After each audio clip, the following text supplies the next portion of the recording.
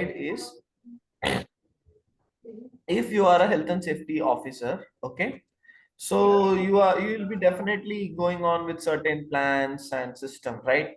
So if I'm preparing a system, okay, is it applicable only for the people in the organization, or the people like the stakeholders, internal plus external people of an organization, like who will be responsible for, like who? Hmm. It's for internal and external both, right? Okay. So that is the concept here, guys. So what is your intention for taking this course? So my intention is to provide safety for like worker, for like administrative organization that during the construction we do not damage the property, like we do not go for the any injury, and also stakeholder to save their life and also our life. Mhm. Okay. Like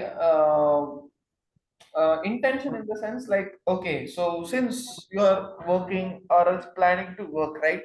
So if you are taking this course, what will be your advantage? Like, what do you think that I could get this, I could get that? Like, what is your idea behind this? Sir, some people doing safety for money, and some people, but results are for both, because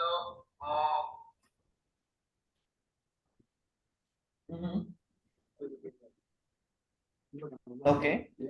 Um, who answered this? May I know your name, please? My name Uh, is Nbiz.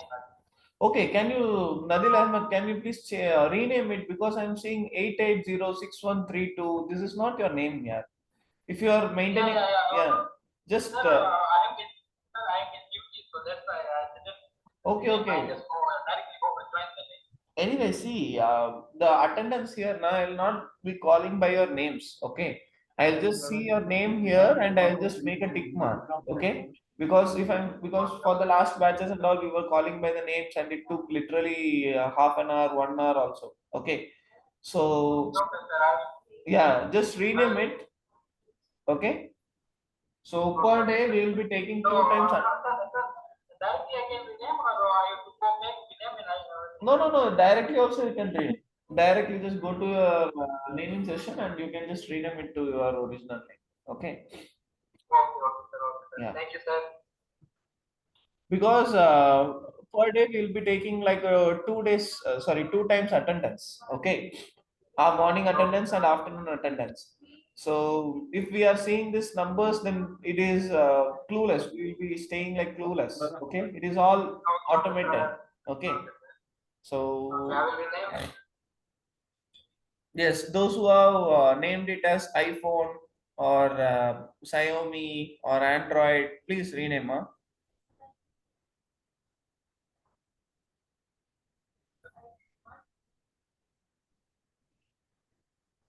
So now you can see my name. Yes, exactly. Very good. Thank you, sir. Thank you for giving such a good information. Okay. So yeah. So what we were talking? Uh, yes. Yeah. So intent, right? Like I want to take the NEBOSH course because of this reason. Okay. So what is those reasons? Because various people will have various reasons. Some of the people, those who are working now, they'll be having like a, what is it called, like a client requirement. Okay, like from the client side, they will be asking that. Like maybe he could be a manager also, or else maybe he could be a security guard also, okay? But if their manager, like the management itself are giving them the sponsorship to study the course, and they are asking that you must be very well aware about the health and safety policies and like health and safety structure, okay? So for that purpose they'll be all doing it, right? So that is one of the reasons. And then what else could be the reason? So the other reasons are, yes, what else? Mm, Yeah, one more reason will be more about health and safety. Yeah, the people. Save many people's life and their properties. Mm-hmm. Sir, yeah. And the most common thing is to meet people from others. Yes. And also, sir, to provide for everyone at work. Safe moment. Okay. No, see, these are all the things for the organization. I'm not talking about the organization, yeah. I'm talking about your expectation from this course. You are all, because you are studying NEBOSH class, right? So everybody has and like individual person has individual reasons for taking this course. I'm asking you the reason. So the main reason is there to know the safety policies, like how we will prevent the injuries, like because during the construction I see many injuries, so I also want to prevent these injuries, like accidents, these things. Okay. There's a bright Okay. future in So both. that is one reason. Okay. Anything else you would like to add? Like somebody has mentioned to get salary. To get salary, Yeah, first there's of a all, bright you future. need to get a work, right? Sir, the main answer is to prevent people from others. Who is planning to prevent people from hazard? Tell me. Everybody is taking the course for getting the health and safety officer job, right? And after that, it Yeah, comes. yeah. After that, it comes for preventing the people from getting hazard. My job that I work is a general accountant. Okay.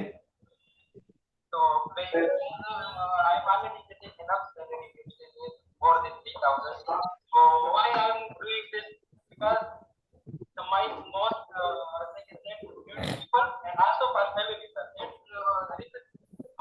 These both reasons are for family and for people from others. Okay, so I'll ask you a question now. Okay, so what do you think if you are implementing a new safety policy? Do you think that it will be implemented 100%? Your management will support. Do you agree with it? Like, do you think your management will support 100% or not? No, no, sir, never.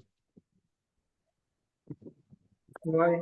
What? Hello. Yeah. Hello. Can you hear? Yeah, I can hear you. Yes. Tell me.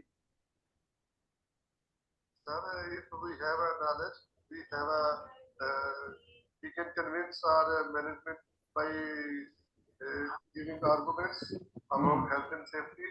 And if we have a knowledge, we can promote health and safety in our organization. Yes, exactly. If you are having a knowledge about the health and safety, definitely you'll be sharing it to your peer members and all of them, right? Because if you don't know about health and safety, how can you convince your manager, your director, your safety, your teammates, your for that purpose, you must get NEBOSH, and I saw the NEBOSH books. It gives more effective knowledge about management. That's why I'm asking. That's why I'm taking NEBOSH. Because if I have a knowledge, I can communicate with my teammates, my organization, my job.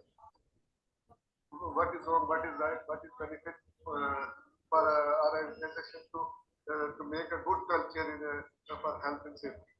The positive things we can get if we have a knowledge, knowledge base. If we have a knowledge, we will inshallah get salary, get everything. But if we have a competency, the knowledge, training, everything, if we have no, how can we get everything? There is no shortcut in education. And that's why I'm taking in the bush. I'm also a safety officer in organization. Actually, that is a good reason.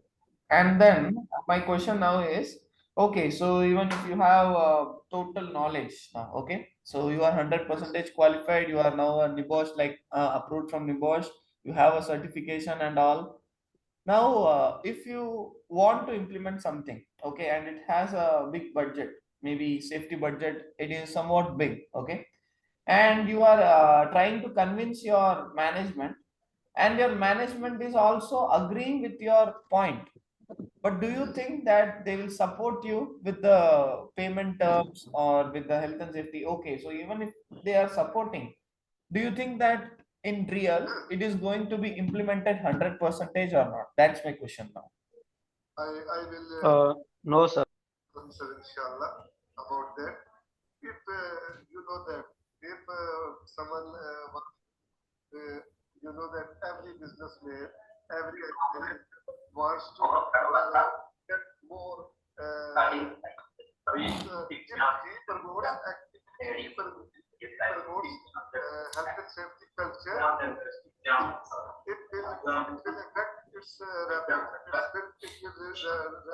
If you have a good reputation, you will get more contracts.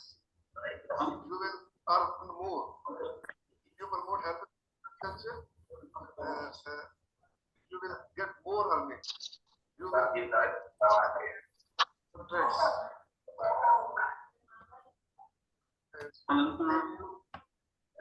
More contracts, Okay. then you will spend more on your. Okay. So that's what I'm saying. Okay. Because sorry sir.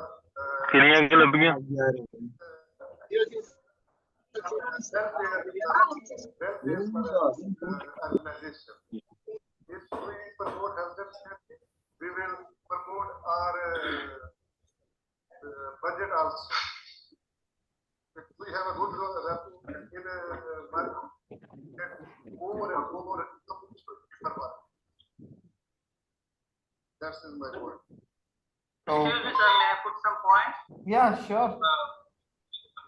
Yes, sir. Actually, according to me, if we get the NEBOSH, we will get more development. We will develop more understanding about the risk, okay, controls, hazards, and control measures, so we can better mitigate the risk and provide the safe environment. And about your second question, according to my experience, most of the companies don't like to implement 100% safety. That is the big challenge for us as a safety officer, safety guys, because according to my experience, most of the companies are trying to put more and more work and avoid 100% safety. Exactly. So that was what I was expecting. Okay, so this is the thing. See, he has mentioned the word challenge, right? So that is actually a challenge. I asked you a question that do you guys think that the organization will implement it or not? Okay, we cannot be 100% sure that the organization will not implement it. Okay, we cannot say that the organization will not implement it. Okay, because that is a challenge for being a health and safety officer or else an engineer. Okay, so your job there is to make it successful. Like you have to face that challenge and you have to try to implement it until you are achieving your success. For a health and safety officer, that is a biggest success. Taking NEBOSH is a secondary, because this is just a stepping stone. Like, what is it called? It is like a milestone to achieve the organization's health and safety officer designation. Okay, but after achieving this designation, your aim will be to convince your management based upon your plans.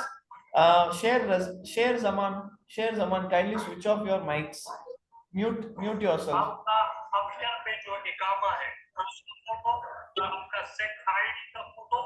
Share Zaman. Share Zaman. Paper पे करके मुझे दे दो, आगे send करना है office. आपका garage का बहुत छोटा प्रोजेक्ट सर ये कौन बोल रहा है? आपका certification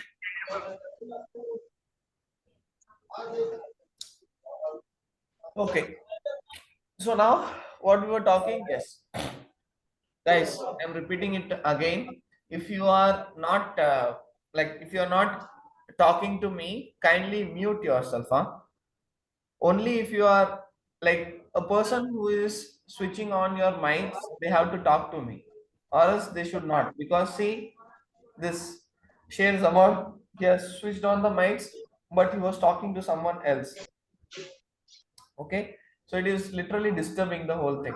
Okay, so yes, what we were talking.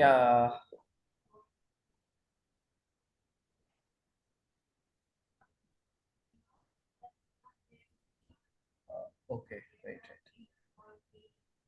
Because if I am giving you the permission, then you are all unmuting, but again, it feels distorted.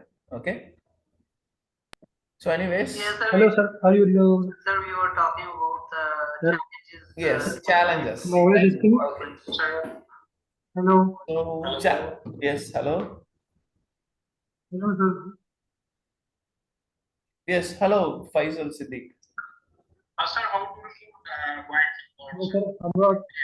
Just whiteboard showing. No. Whiteboard. Yeah, that's what I'm saying now. Because I guess that there is a update in the Zoom. So let it be, because I'm not opening any presentation or anything. I'm just talking. Okay. Sir, please give us Sir, the my option voice. Sir, are you to answer the hearing me? text. Bro. We are permanently mute, then how we can answer? We will unmute our mic after giving the answer, sir. Sir, But give us sir, are you hearing me? It is unmute now. You are giving me the answer, Mr. Hassan. Sir, are you hearing me? Hello, sir. It's talking. Hello. Okay. Ahmad. So, Sir, are you hearing me? yes, I can hear you, Mr. Humraz. Bro. Sir. Sir, can you tell me the timing again? What? Class timing. Class timing. Class timing, I have already told, na. Did your coordinators not conversate with you? What will be the class timing and all? No, sir, I didn't know. I'm at a site right now. Anthony, your Skype is not open. It's not working. Yeah, why it's closed? It's not working. Tell me. Just want to ask, for love visit, it's not 9. They want the training 12 to 1, 1 hour only. They will not 9. But the schedule is final. The defensive driving. Okay. Till to The timing, because my email is 9, right? 9 a.m. So now they said 9 a.m. is not possible. 12 o'clock only. for now, right? Okay. It's okay for you, right? 12 to 1.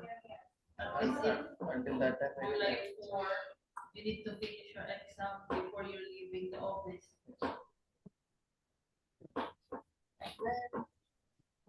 Are we going to have a meeting with Seha this week? I think so. No, not possible. Yes. Let me finish this policy. Because after the policy only, he said that we'll have it.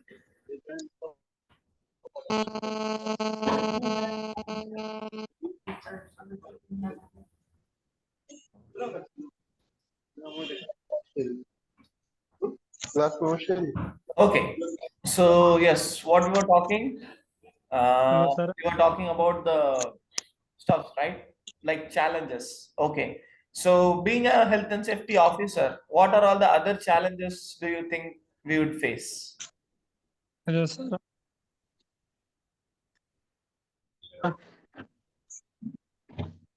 Sir, first of all, the rebel will not go for the implementation because they will always they will show you resistance. First, the second thing that the company will not follow you. Why? Because it will increase the timing. Because if you go for the safety, so you will increase the timing of work. The third thing is also you will bring the trained person. So again, this is also the company plus the financial issue. So because of these challenges, so therefore implementation is very difficult. Okay. Anything else? Other than that, only one person is answering. What about others? Why are you guys not answering me? Can you please repeat the question? I'm already answering. No, we were talking about the challenges, right? So, what are all the other challenges that a health and safety officer will be facing? That was my question.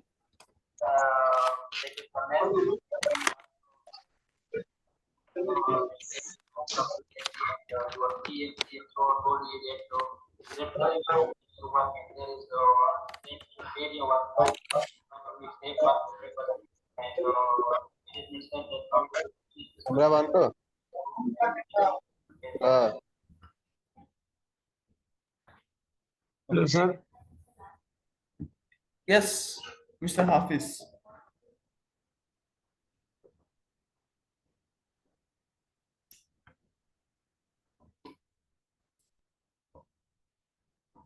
Okay, guys. So I guess almost people, you are all aware about the health and safety, right? So is there anyone who is like not doesn't has any idea about health and safety? Anyone like that? Yes, sir, I am. idea. Humras. Yes, sir, it's my first time. Okay. So how about Humras? Have you what are you doing now? Have you just graduated? I'm, Are you studying? Are yeah, you a student? I'm an electrical engineer. Right now, I done my electrical engineer degree just 1 year ago. Mm-hmm. Now I'm working at petroleum company at North What as are you a working? You are working as a as a GP, GT. electrical What is the full uh, form for it? job performer. Okay, It's okay. kind of supervisor. Okay, so supervisor, supervisor doesn't has an idea about health and safety.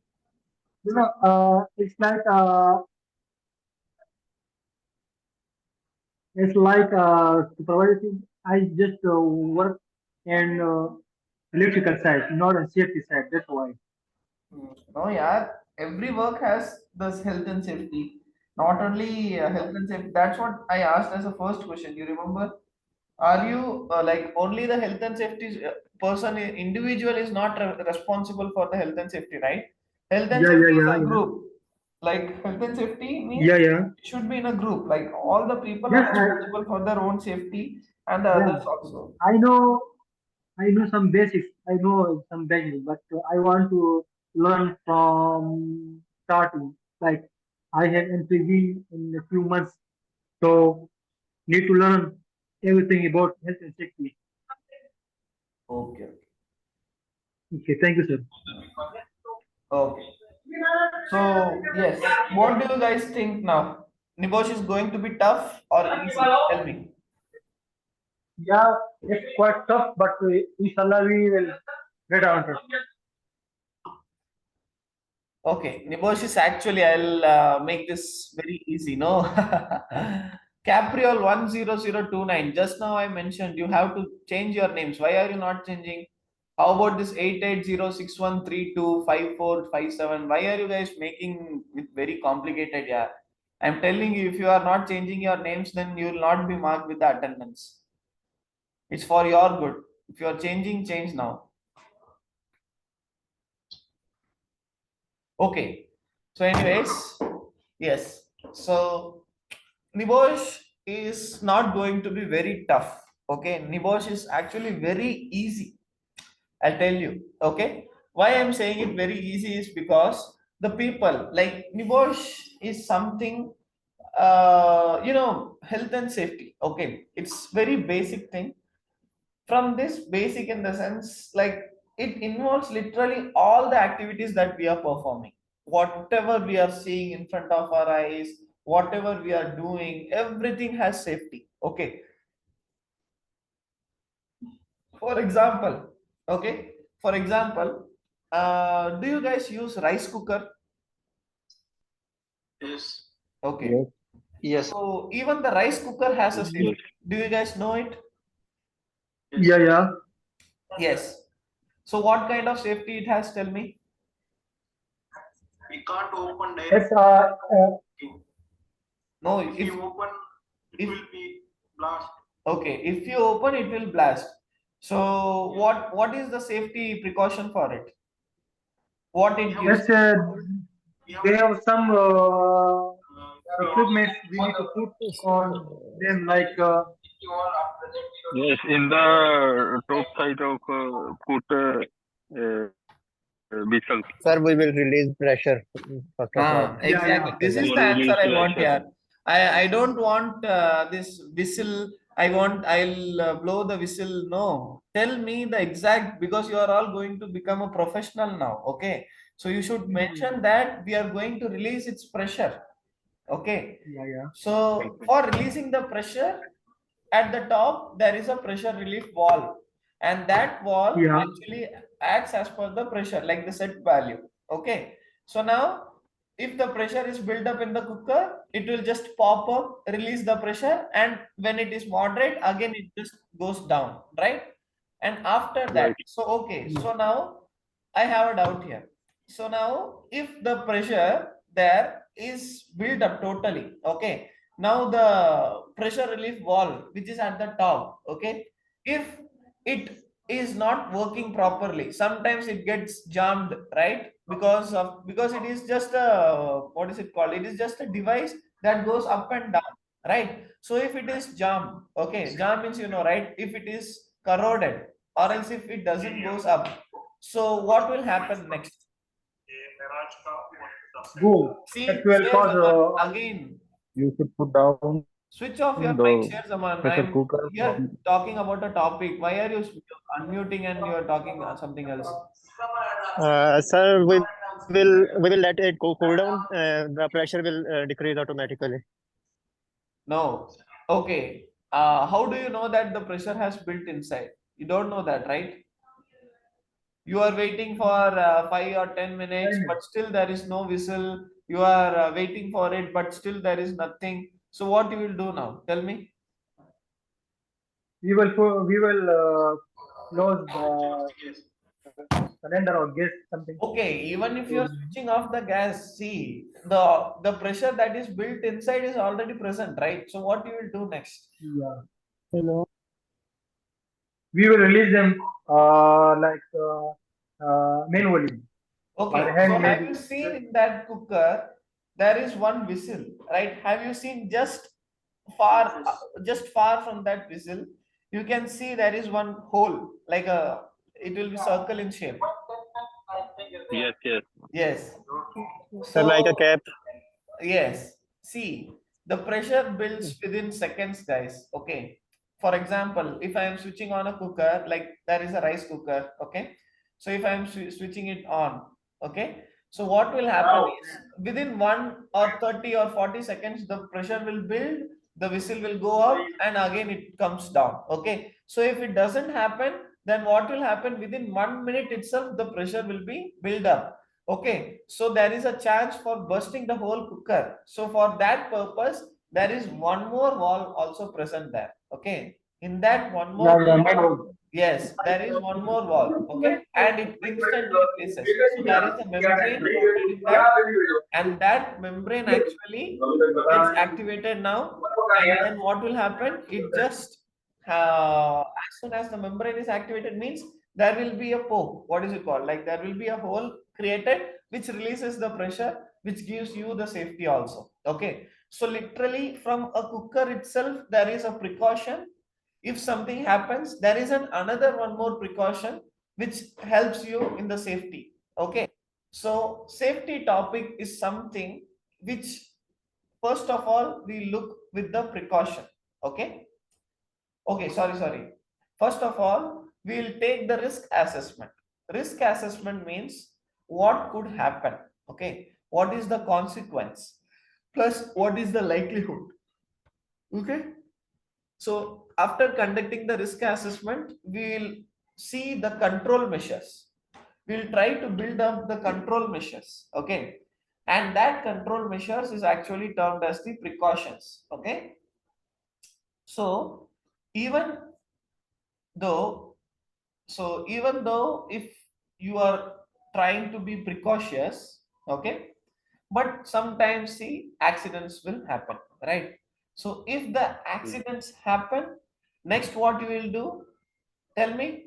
If the accident happens, next what will be your next step? Hello, guys, are you with me? Yes, yes, we are make a accident report. So What? we No. What is the purpose of accident report? You should not tell me blindly. You will make an Sir, accident first of report. all, The purpose of making sir, an accident report is what? We will make sure the casualty is safe or not. sir, if accident is happened, first of all, we provide the first aid to this person.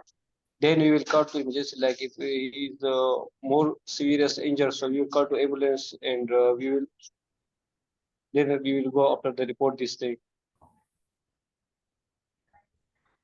Yes. See, if I am preparing an accident report, the purpose of preparing an accident report is to identify what mistake I have done. Okay. Mistake in the sense either it is an individual mistake, or else either it is an organizational mistake, or else some security breaches, or what has happened. You are identifying the intermediate cause as well as the root cause. Okay. So after identifying the cause, I'll be targeting, like I'll prioritize that cause. Okay.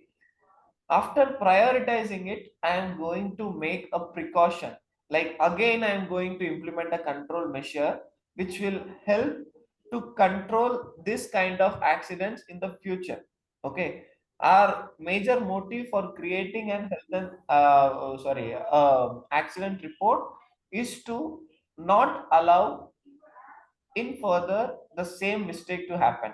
Okay, so that is the purpose of preparing an accident report. So now again I am making a precautionary measure, or else again I am preparing an action plan. I am implementing that action plan, and I am continuously monitoring it. Okay, so this is all about safety, guys. Okay, so what have we have done? We have created a risk assessment. We have done the control measure. We are continuously implementing it. If something goes wrong, accident will happen. If accidents happen, what are all the further things? That is action plan, like corrective action or correction, and continual implementation. That's all about the safety. Okay, are you all clear? This is the basic picture about the NEBOSH. Okay, so if you are just scrolling off your books everywhere, you will find these topics only. Okay, starting with the precautions, what will happen next until this. That's all. Okay, so that's all you will be able to see with the entire NEBOSH class. Okay, but here the challenge is, what are all the wordings we will be using? That's all. Okay, wordings in the sense will be,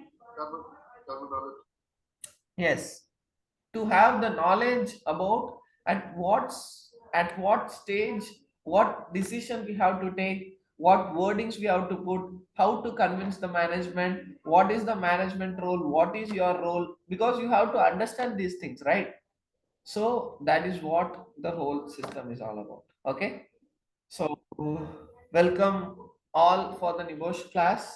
Okay, so okay. there is a total of two. We are taking the NEBOSH IGC. Okay, so International General Certificate. So for this International General Certificate, there is two, IG1 and IG2. IG1 is all about the theoretical class, and IG2 is all about the practical. Okay, so IG1 you will feel somewhat tough. Okay, why IG1 is tough? It is because there will be certain technical terms, because implementation is not only a health and safety representative's work. Documentation is one of their responsibilities. Okay, so being a health and safety officer or else an engineer, you have to balance things, learn how to balance things. So balancing in the sense, implementation has to be all right, plus the documentation is to be also all right. Okay, so that is what you will be doing. Okay, so are you all clear with this picture, guys? Did you get an idea about what we are going to study now? Yes, sir. No. Yes, sir. Yes, sir. Okay.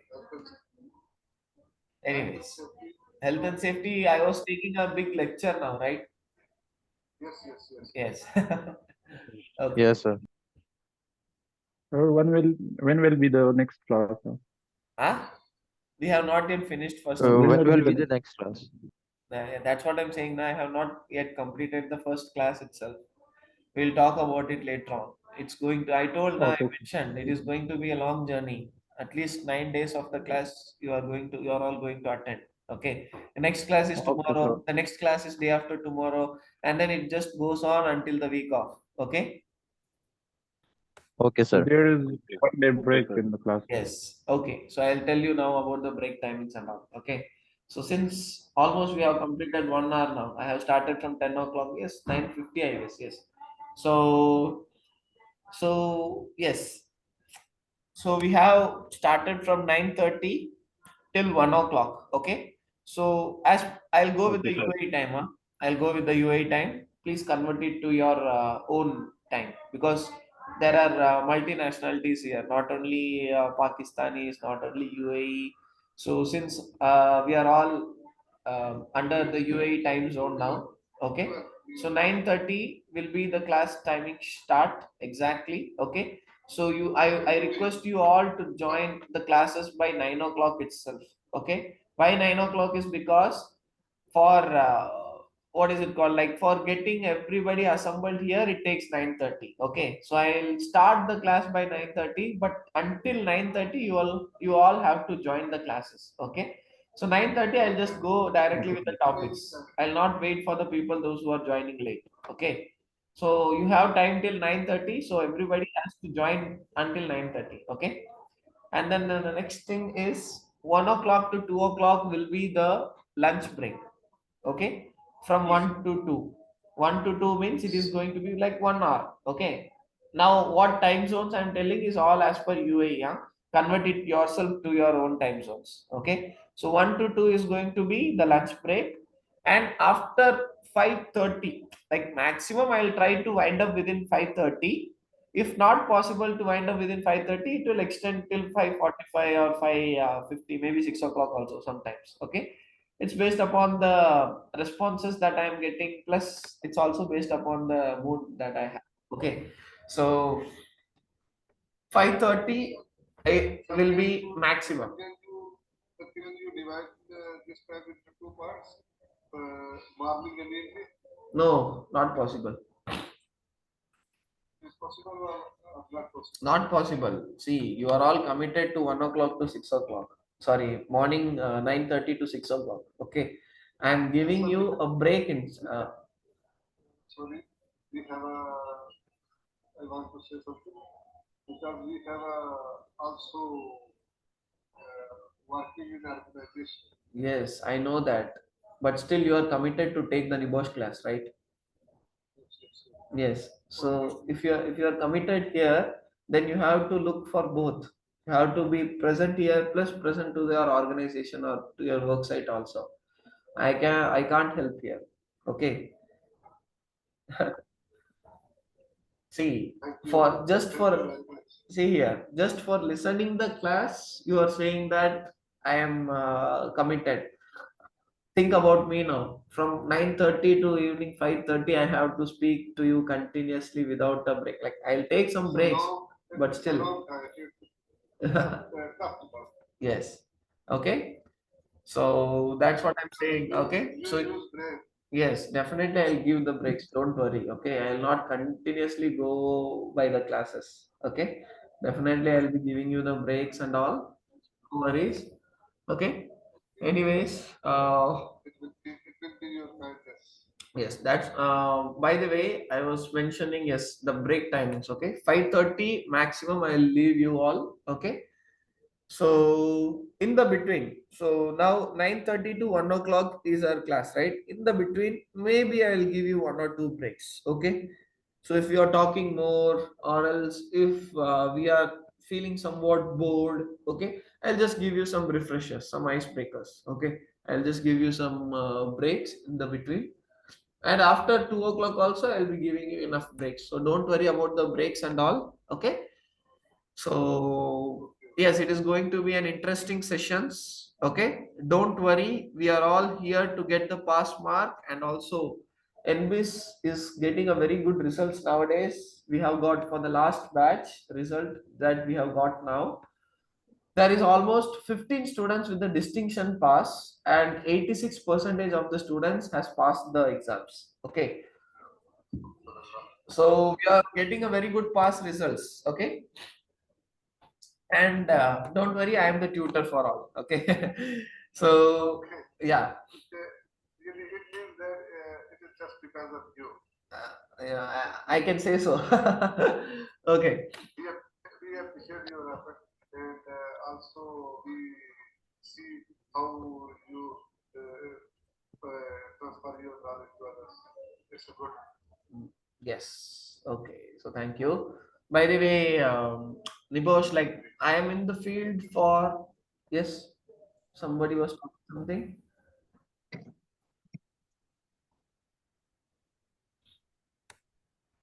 Okay.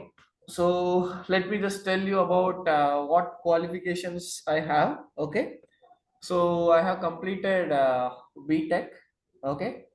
And then I have completed the NEBOSH IGC, and then I have the grade IOSH, okay, grade 6, and then other than that, yes, about the ISOs, because I am also the lead auditor here.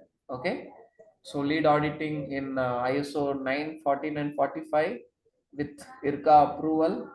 Okay, plus I am also looking to like enhance my knowledge with the diploma in NEBOSH also, but it's somewhat more tougher than this. Okay, so I'm trying to get that in eventually also. And other than that, I am a HSC engineer. Okay, like a part consultant as well. Okay, so this is what my background is, and I've been taking this NEBOSH class for almost, I have completed 22 batches so far. 22 batches means you can assume how many students will be here. Well done. And I guess Kashif Khan, I have seen you once. Are you doing receipt, Kashif Khan? Kashif Khan, you can unmute. Sir, actually, this time I got the registration email. The last time, 2 times, I didn't get the registration email. Oh, okay. So that's the problem. Huh? Because I've been seeing the same profile so long, so I just thought of asking you. Yeah, because I'm available every time here. Okay. So, Mr. Kashif Khan, I have seen for the last 2 batches also. Okay, so you can ask him how will be the training, and I guess Kashif Khan has got enough knowledge also because he has been attending the. This is his third time, right, Mr. Kashif Khan? Yeah, sir. This is my third time. Exactly. So eventually he's attending the classes also. So he's getting more and more knowledge. So basically what I'll do is yes, there will be a NEBOSH course material in front of you, but still now I have not started to share my screen yet. Okay. So like my style of teaching will be somewhat different. Okay, I'll just not read the session, like I'll not read the PPTs, and I'll just not rush the topics also. What I'll do is I'll be more practical. I'll give you more examples. Okay, so if only if you are getting more examples, you will be more furnished, and you will be getting more ideas about how to implement from your own side. Okay, so that will be, yes, so that will be much helpful, I guess. Okay, so that will be my teaching style, and I hope that style helped for getting the students much pass result, and I'm being continuously uh, involving with it. Which district? Actually, I'm from India. I'm from Tamil Nadu. Okay. Even I'm from India, sir. I'm from Karnataka. Okay. Okay. Anyways, so here people are from multinationalities. Okay. So we'll start the topic now. Okay. So I'll just share my screen now. Okay. So after sharing the screen, we'll all have a small break because I have been holding you for more than an hour now. Okay. So yes. So guys, did you all get your user ID and password so far? Yes, sir, we have already got. How about everyone? Did everyone got your user ID and password? I'm not talking about Sir, NEBOSH. I'm sir, talking about the Moodle LMS, about the Nbiz portal. Did you all get the Nbiz portal link, user ID and password? no, sir. Yes, sir. Yes, sir. Somebody has got and somebody has not. I'll request you all guys to just make a note about it and ask to your coordinators about the user ID and password. Okay. Okay, sir. Okay, Yes. sir. Okay. Just ask your coordinators, can we please get the Nbiz user ID and password? Okay. Can you please get the Moodle access link or not? Okay.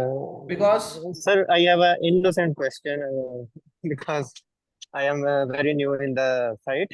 okay. So, actually, my friend asked me that question. I can observe that thing, that difference, but I can't define the difference between walkthrough and audit. Can you tell me what is the difference between these things? What How to define the difference between walkthrough and audit? I'm not getting your question. How can I define about what? Difference between walkthrough and audit. Difference Hello? between? I'm not first Walkthrough. Walkthrough. Walkthrough. walkthrough. Walkthrough. Can you just I mean, can you type it? Walk through. Can you type it better? Walk, one minute, sir. Can you type it in the message here? 1 minute, sir. Let me check how to type a message.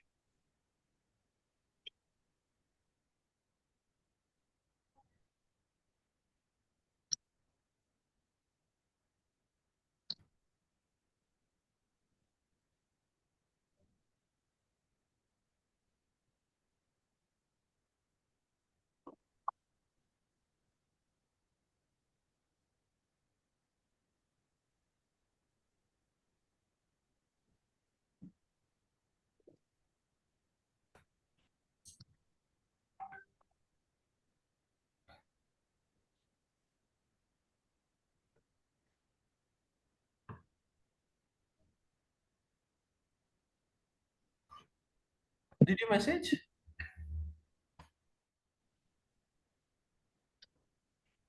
Yes, sir. You can see message walkthrough and audit. Okay. Walkthrough. Okay. Walkthrough is like a sampling. What is it called? Like okay. So have you seen in your sites the supervisors or else the engineers will be just walking, like it is also called as the benchmarking. Are you heard about this benchmarking? Sir, actually, I am practically in the site of Saudi Arabia, Jebel 3 project, but I am very new in the site. I can understand the difference between walkthrough and audit, but I can't define from words how to define the difference between if I go to other site and give interview. Actually audit is a systematic schedule. Okay, walkthrough is not systematic. For example, audit is something that has a plan, that has a schedule. Okay, and there will be a team also, but walkthrough is something that okay. So what is your designation now? Tell me. Sir, recently I am HSC officer.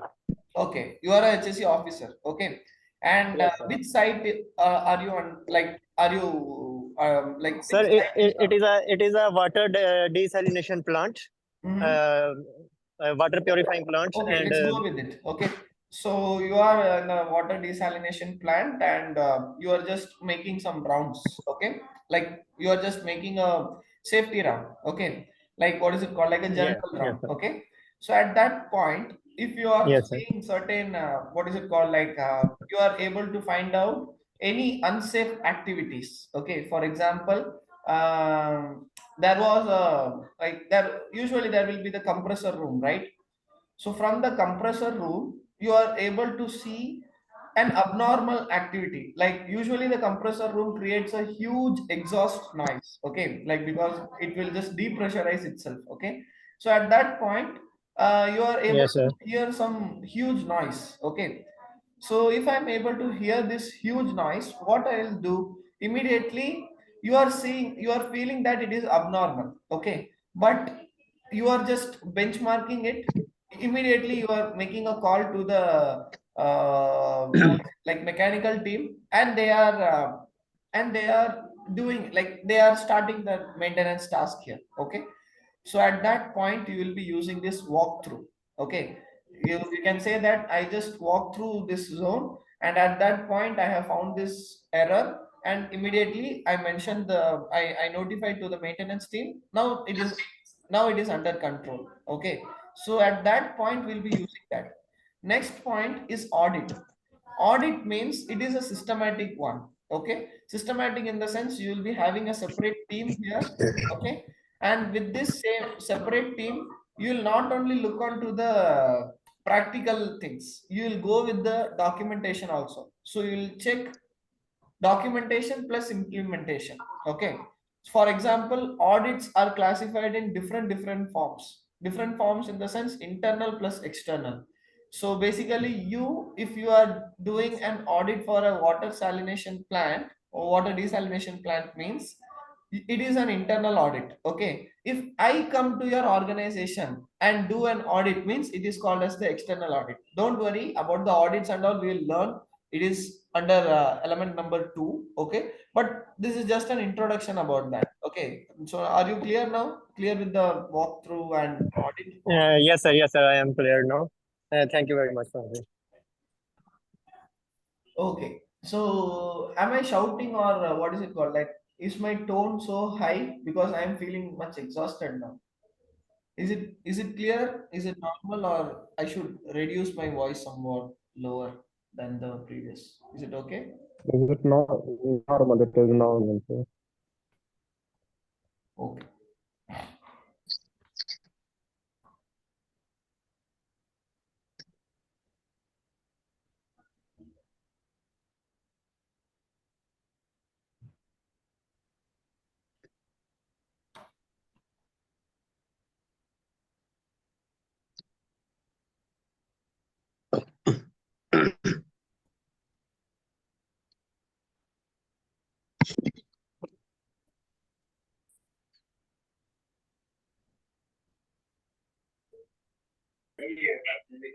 But we didn't get this portal.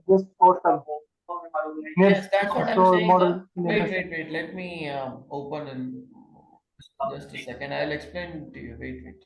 Okay, just hold on. Okay.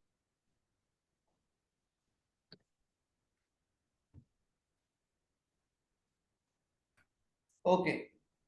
So guys, everybody can see my screen now, right? Hello? Yes. Yes. Yes, sir, sir. Okay, everybody Yes, can yes, see my sir. screen now, right? Okay. So Yes, this sir. is actually the LMS portal. Okay, Moodle. We will call it as Moodle LMS portal. Okay. So this portal is your access, guys. Okay, your access in the sense you will be able to do everything, literally everything. You have all the options. You can review the files. You can look or download the documents, everything. Okay. So you will be having your assessment, even your mock access assessment will be here, your quizzes will be conducted here, your training what is it called, your training notes will be available here. So this is an access for all the students, okay. So I guess you, like, some people has mentioned that you have got, and some people has said that you have not got, okay. So I request you all to just have a look within yourself, okay. Ask your coordinators if you have not got, okay. Ask your coordinators about this, because they'll have the user ID and password, and they'll share it to you with the links, okay. So along with that, I have also made a video, okay. Actually, that video is in Hindi, I guess. No, Hindi or English, I don't remember. Okay. So in that video, I have said everything. I have explained everything, how to access it, how to, like, each and every step by step I have explained it there. So kindly have a review on that video and start participating with the task also. Okay. So yes, guys. So just have a small break now. Okay. Do a refresher and we'll go with the topic now. Okay. We'll start with the element number one. I'll explain you everything. So now just have a small break and we'll carry on after the break. Okay. What is the break time, sir? Yeah, 10 minutes. You can take a 10 minutes break. Okay.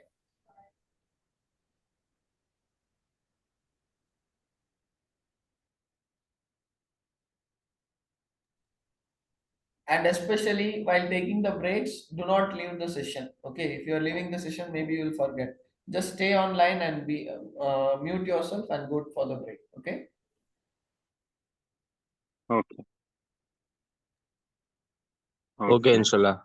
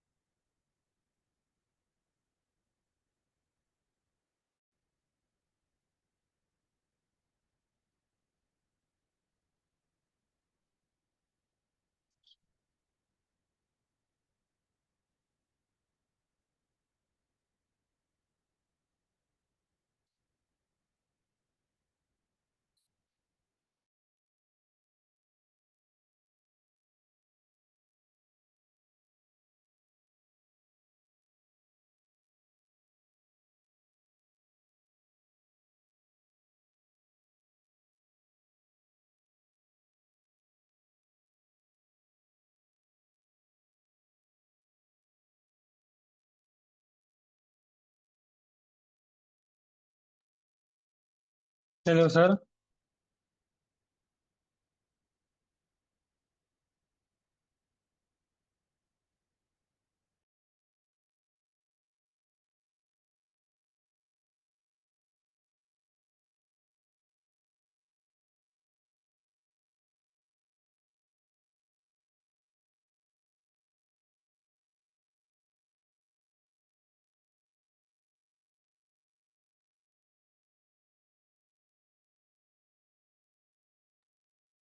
Hello, sir. Hello. Hello. Hello, Break sir. time, the break.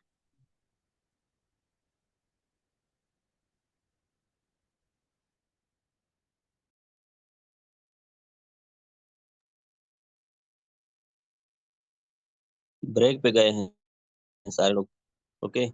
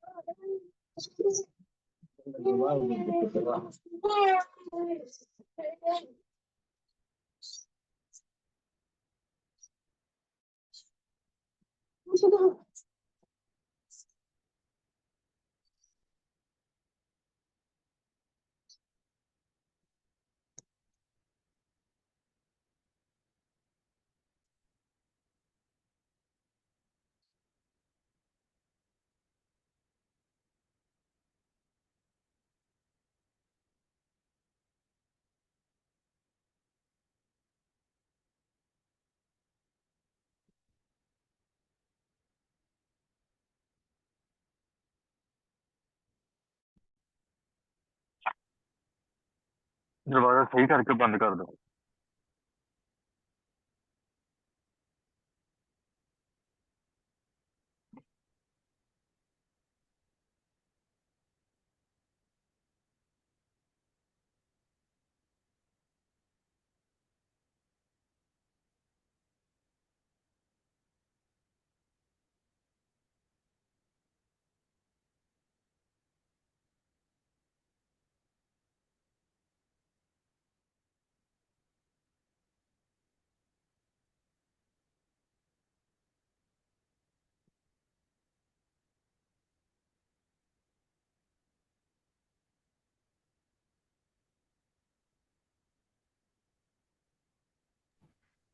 Okay, so hello. Hello. Hello. Yes, sir.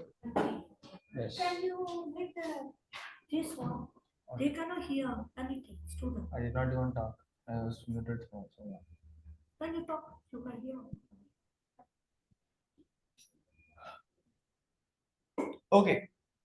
So are we all back? Yes, sir. Yes, sir. Yes, sir. Okay. So we shall carry on. Okay. So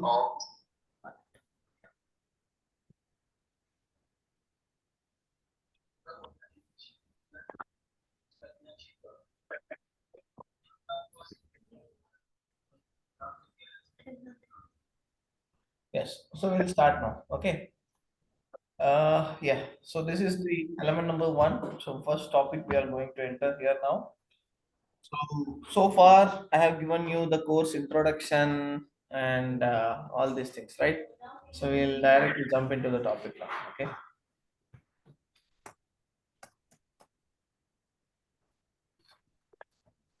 Okay. So as I have earlier mentioned, that is a total of 2, right? So one will be for IG1 and one will be for IG2. So IG1 is about the management of the health and safety, and IG2 is about the risk assessment. Okay. So management of the health and safety, as I mentioned, it is going to be a theoretical one, and IG2 is going to be for the risk assessment. Okay. So this is the two things. Okay.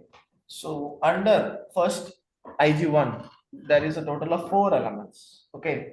1, 2, 3, and 4. So first element, why we should manage the workplace health and safety, how the health and safety management system works and what they look like, managing risk, understanding people and processes, health and safety monitoring and measuring. Okay.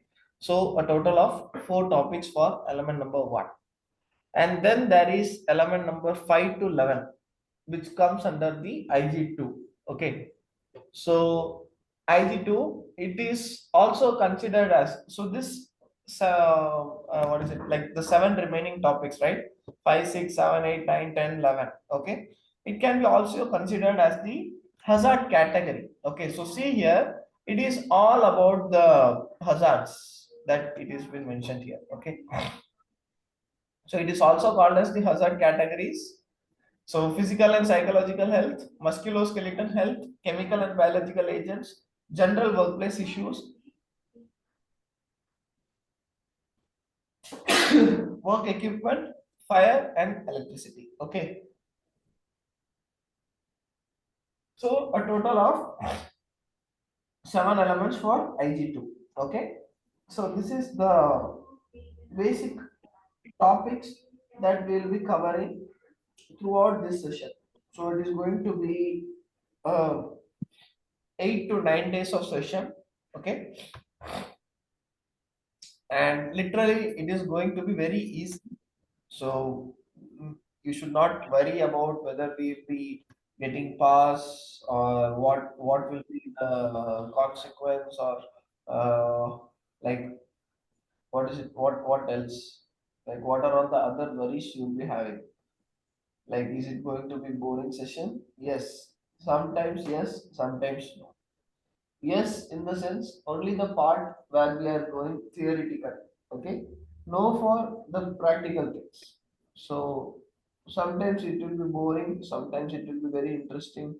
Okay, so yes, this is going to be a mixed one. And also I'll be expecting your answers also in the between. Okay, so I'll ask you certain questions and I'll be expecting your answers in the between. Okay, so kindly tell me your answers. Okay, sometimes if it is very hard because various people will be switching on their mics and all, so I request those who are switching, like if you are feeling any distortion, feel free to open the chat box and start to chat. Okay, so that will be a better solution, because if you are chatting, since they can look your chat box and give the replies also. Okay, so yes, there is a total of two elements now. Okay, one will be IG1 and IG2, and the next is the qualification design form. So the qualification I have already told for the people, those who are stepping, okay, those who are stepping their career towards the health and safety profession, or else for the people, those who want to enhance their knowledge based upon their health and safety issues and get to know how to manage the health and safety within the organization. Sometimes it will be like the client requirement also. Okay, so based upon like different people are having their different opinions about getting their NEBOSH classes. Okay, so yes, it is going to be an open book examination. We all know that, right? Everyone knows that it is going to be an open book examination? Hello? Yes, sir, we know. Yes. But for an open book examination, can you copy?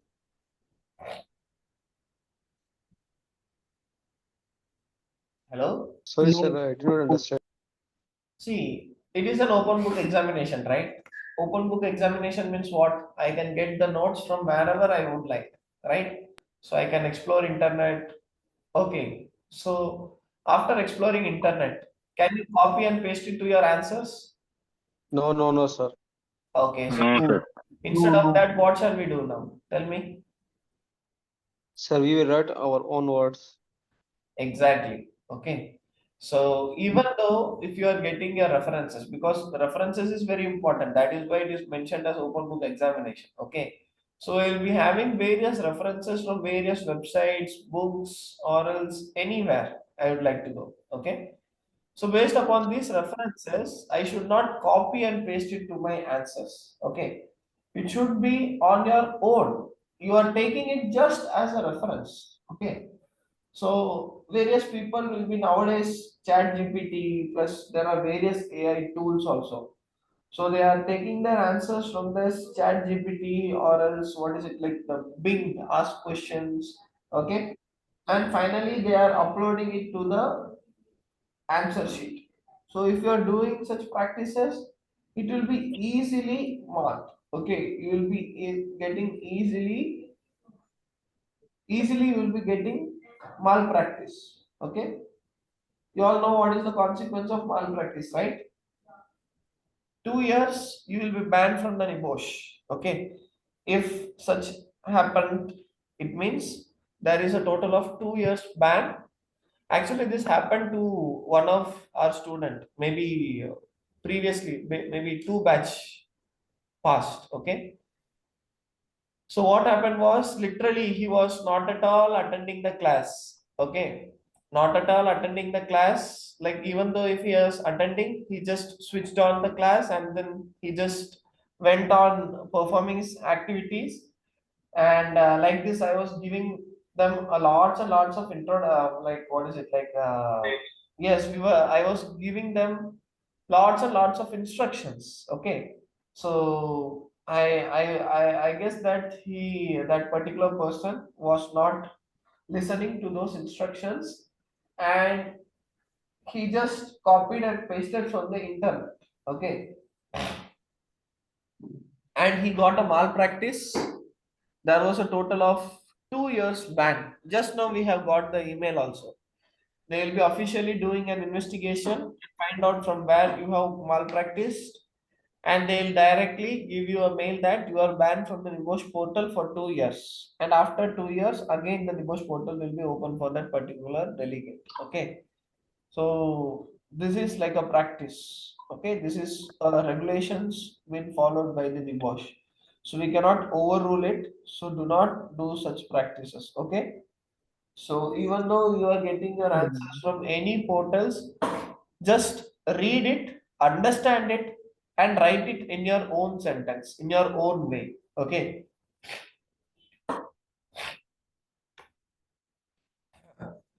So open book examination, it is going to be, and then it is going to be a 1 day total examination. It means 24 hours.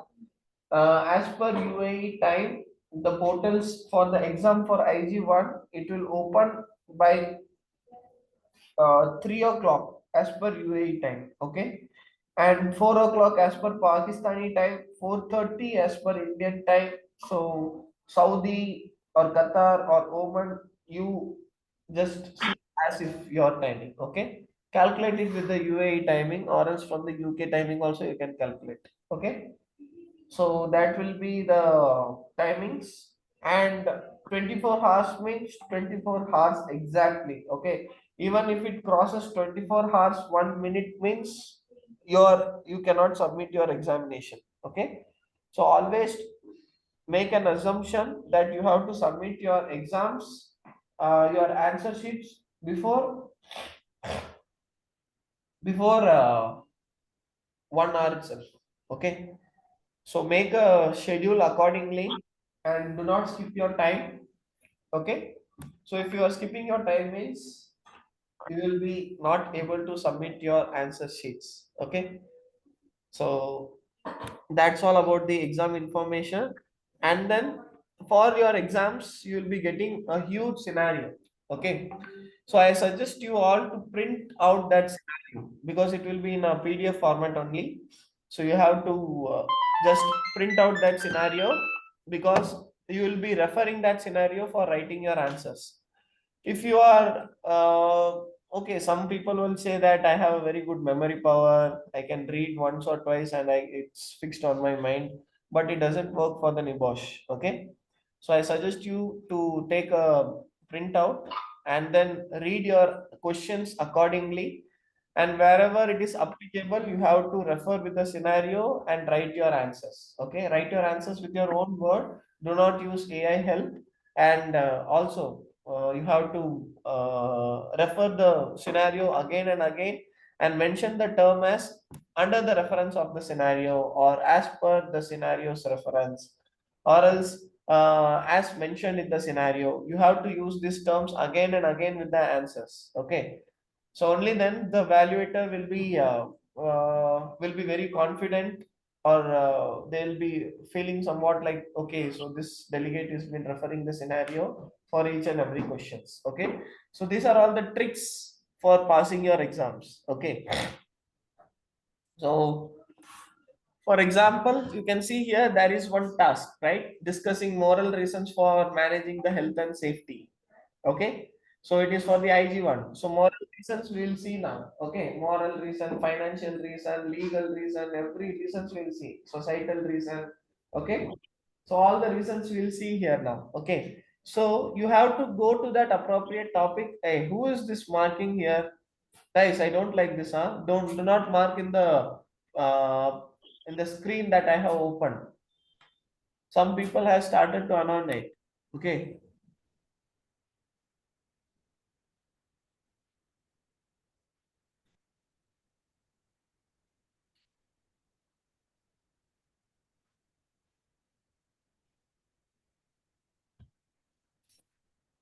Okay.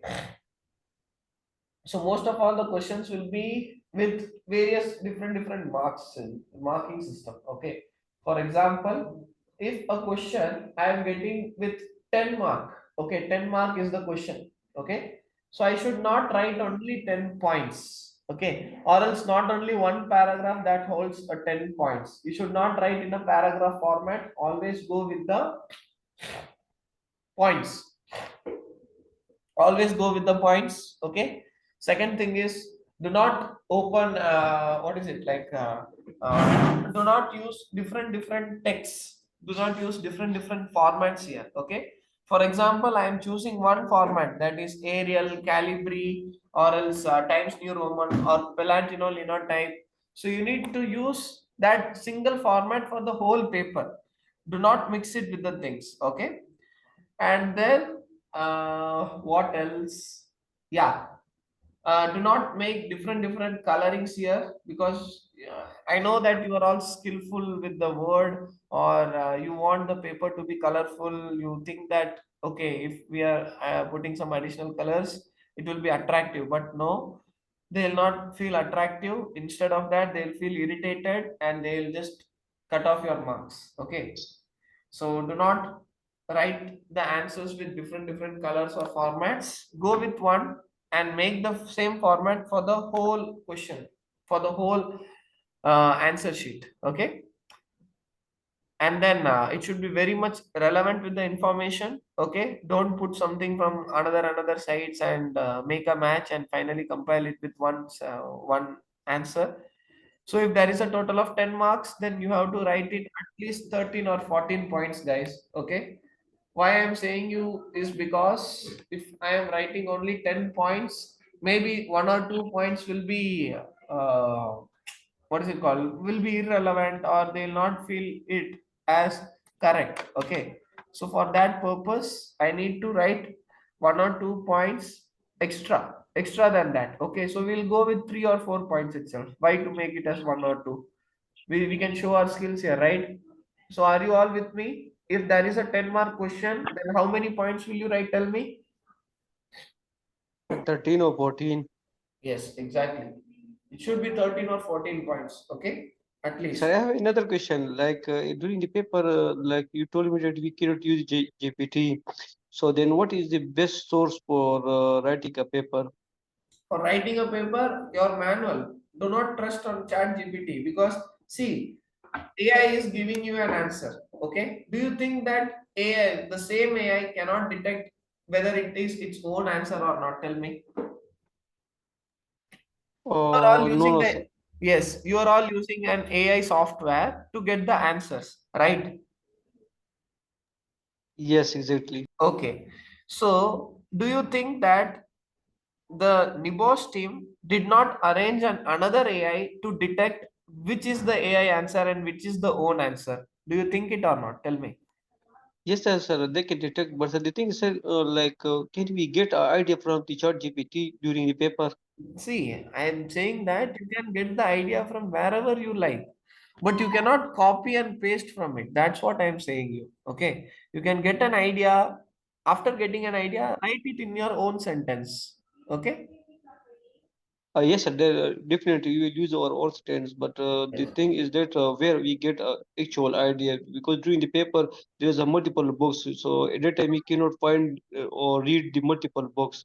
So what will be the best way to get a idea?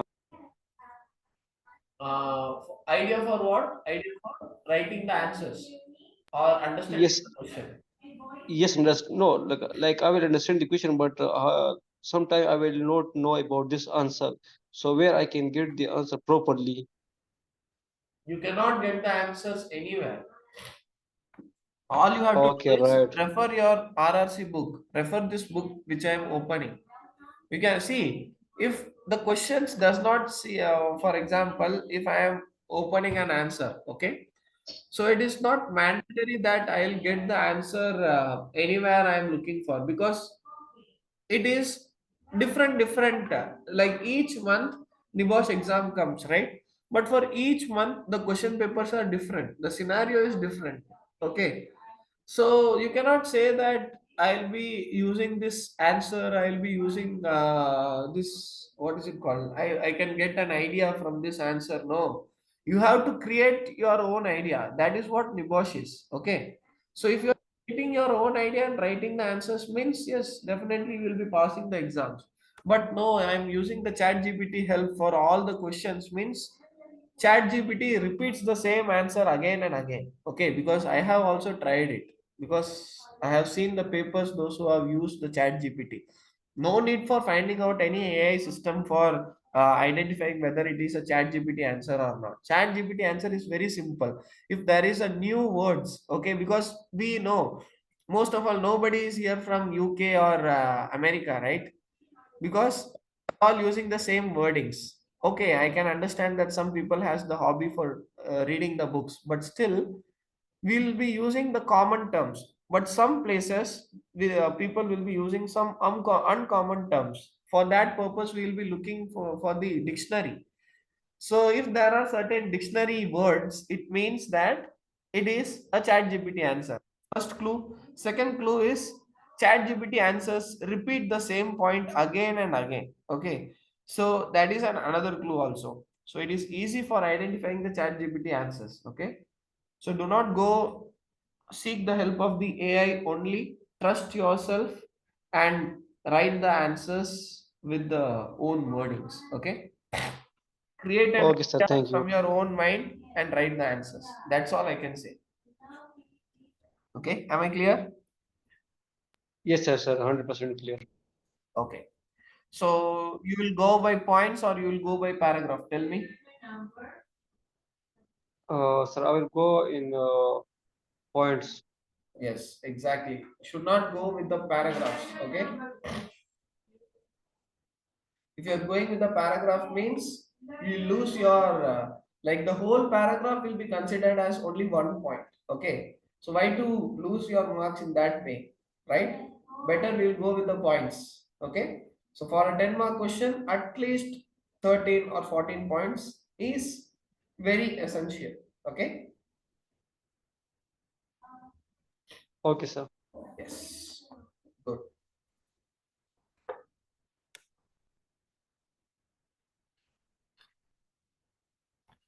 Okay. So do you all guys know what is the pass mark? Hello? Yes, sir. 45. Yes.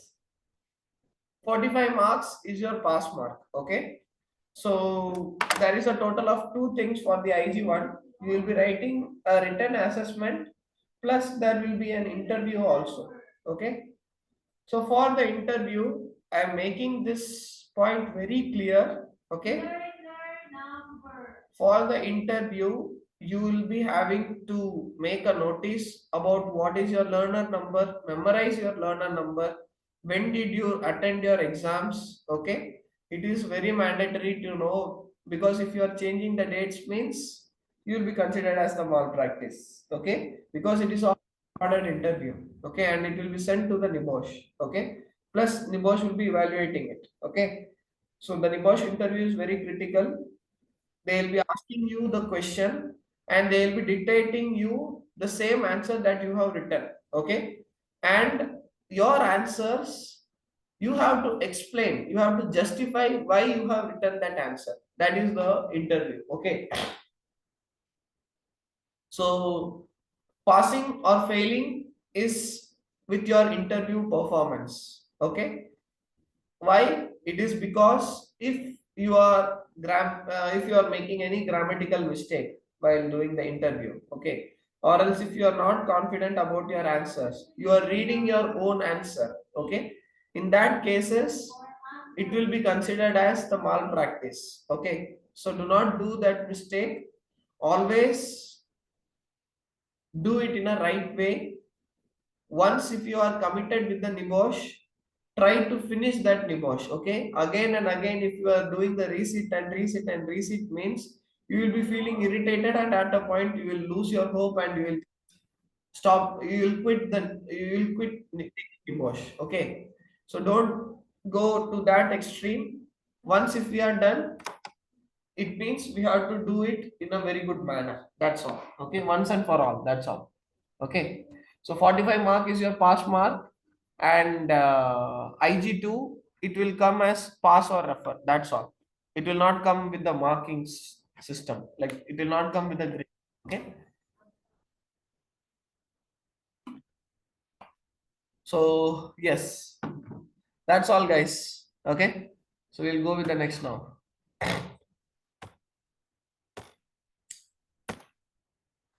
So let's go with the key introduction now. Okay. Introduction to the key terms. Just hold on for 1 minute. I'll just fetch some water and I'll come. Okay. Wait for 1 minute. Oh, okay.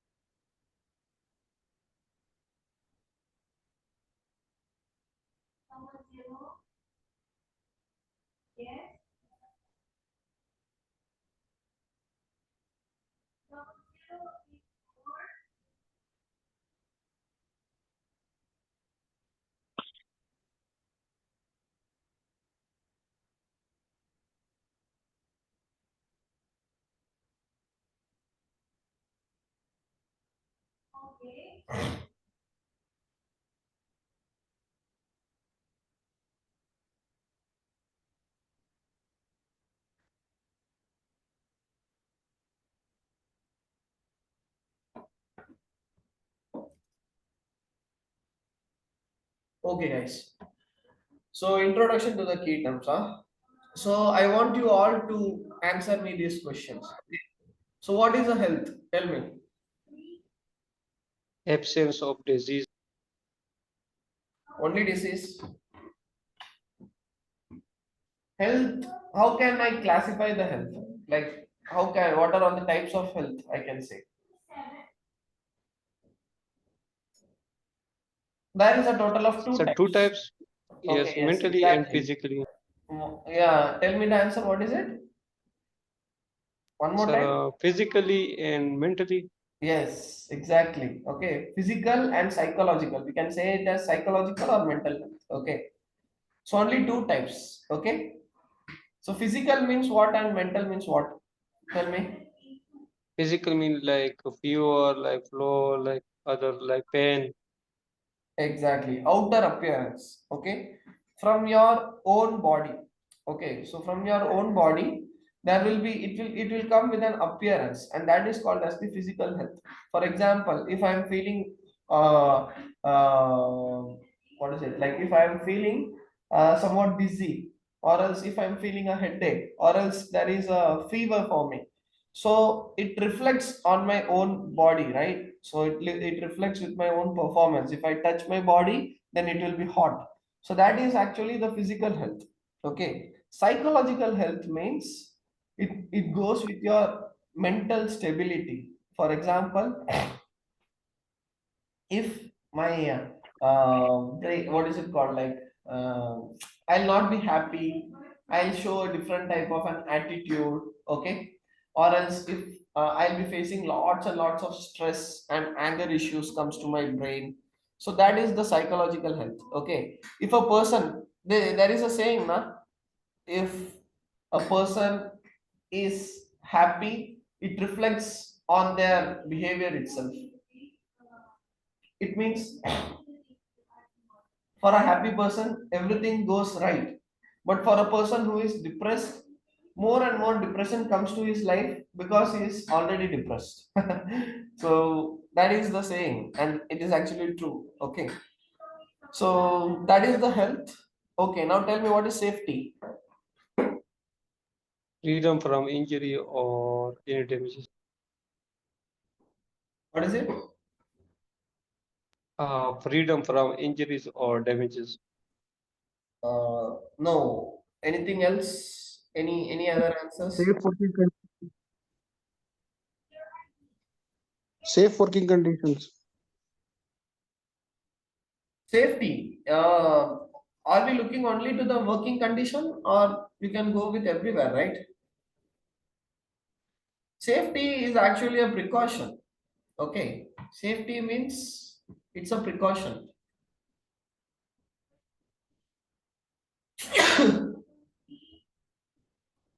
So safety is a precaution. Okay. Precaution in the sense, what is it called? Like precaution for access to any task. It could be for a work, it could be for your own life, everywhere. Okay, everywhere we will use this term as safety. Okay, next is the hazard. Tell me, what is a hazard? Any event that can cause harms and any property damage. Yes. Anything that has potential to cause harm. Yes, exactly. Anything that has a potentiality to cause a harm is called as the hazard. Okay.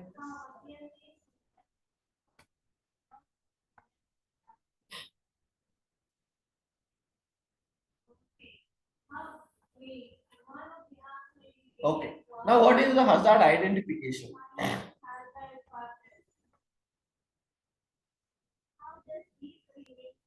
To find the hazards.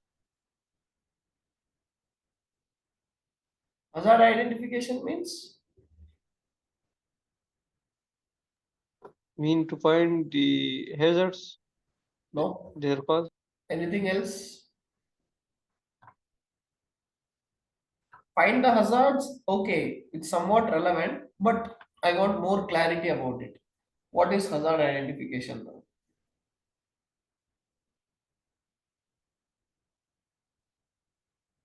Guys, why are you all silent? Tell me. Syed Hassan, Hussain, Vignesh, Ahmad, Ul Islam, Hamza, Rafiki. Tell me. Yes, sir. Yes, what is a hazard identification? What is hazard identification? What is meant by?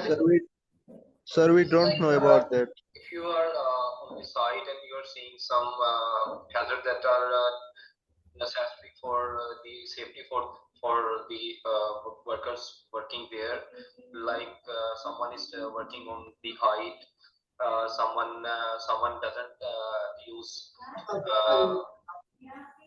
proper health safety kits.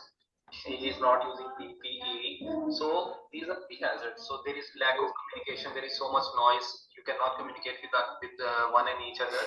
So there are some of the hazards that you will face in every site wherever you go.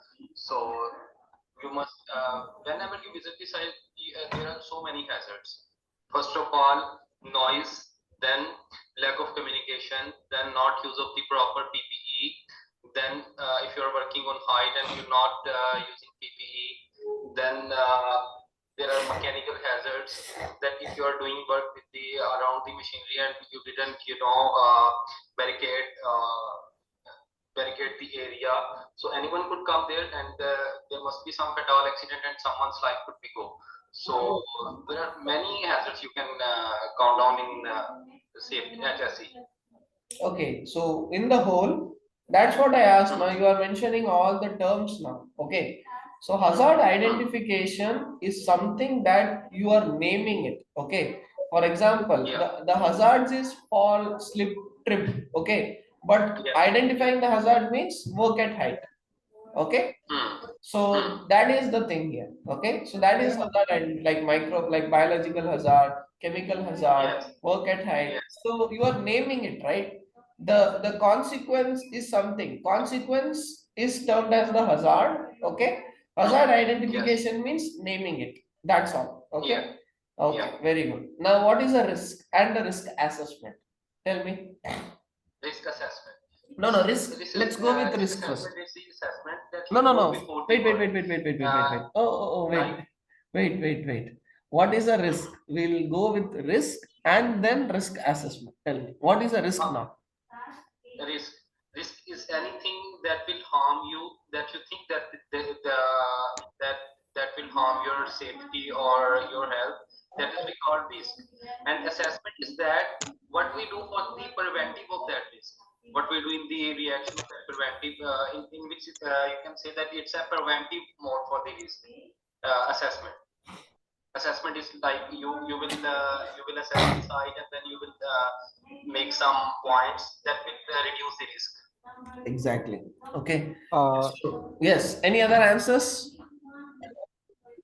Yes, sir. Risk is the probability of the hazard occurrence, and risk assessment is the identification of the hazards and their control environment also who will be affected. These are come under this assessment.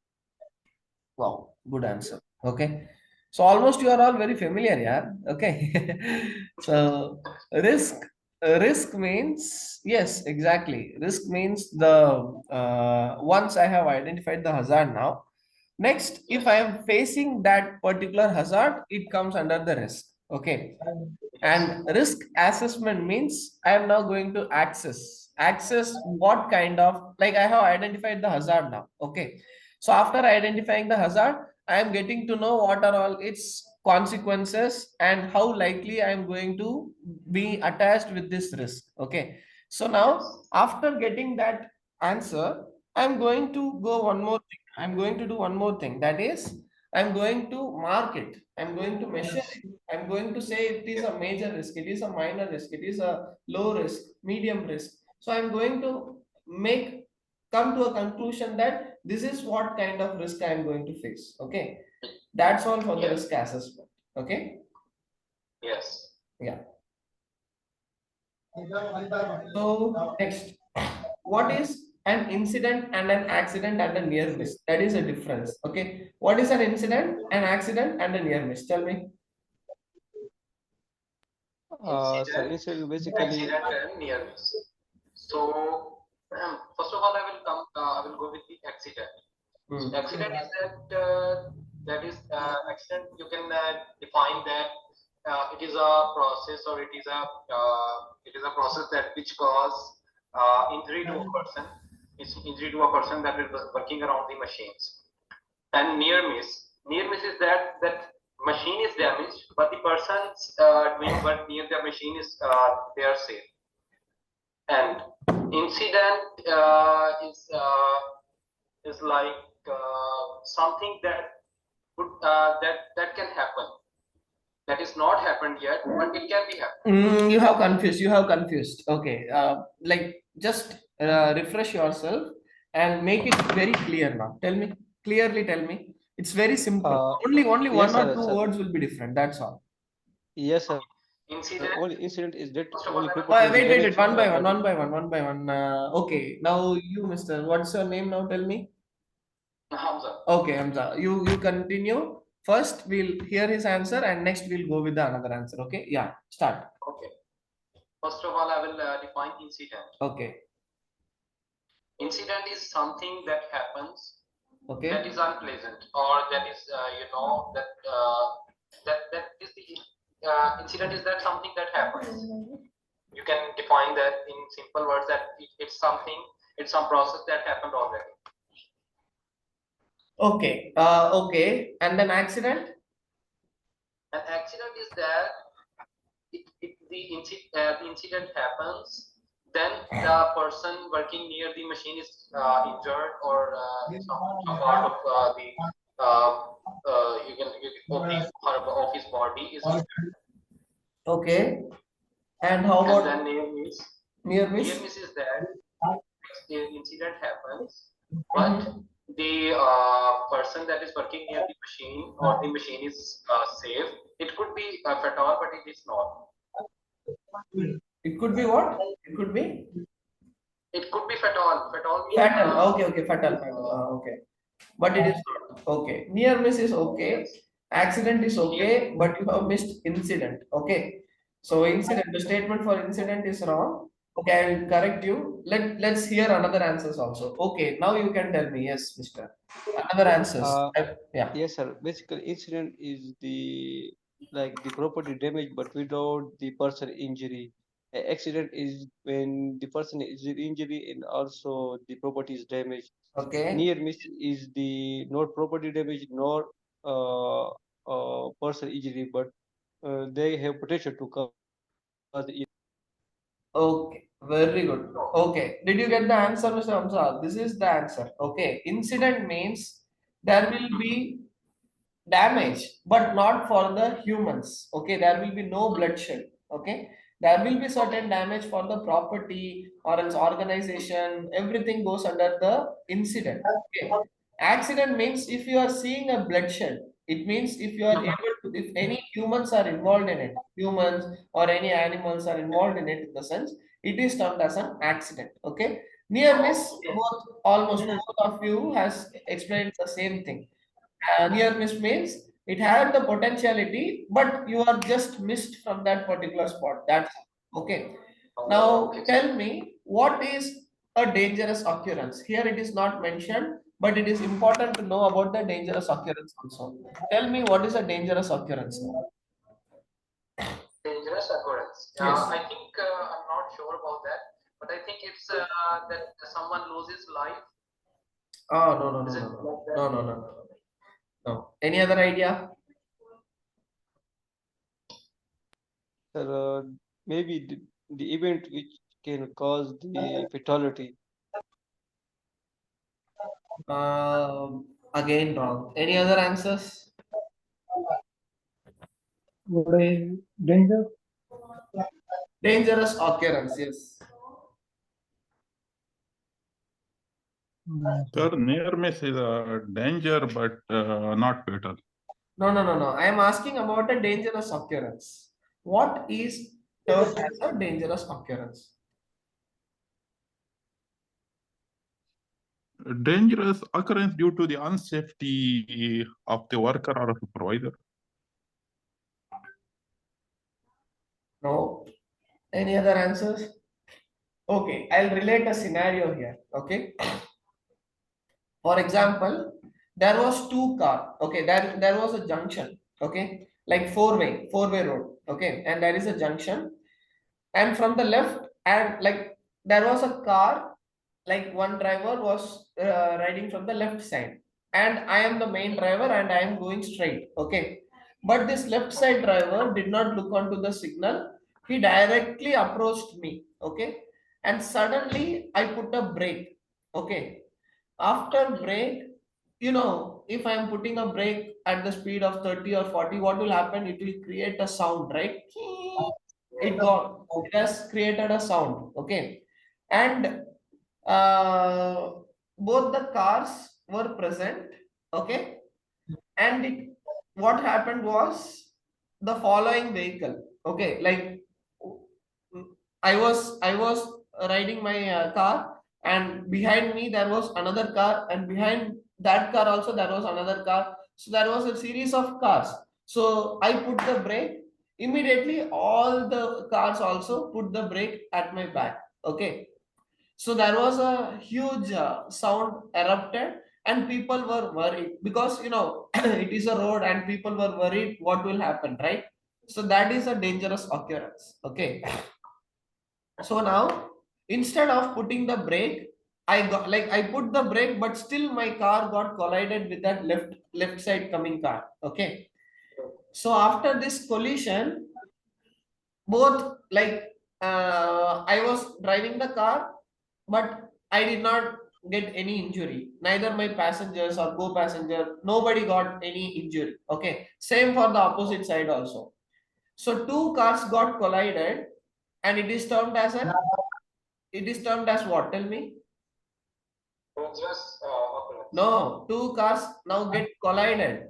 Means it got like two cars got dashed with each other.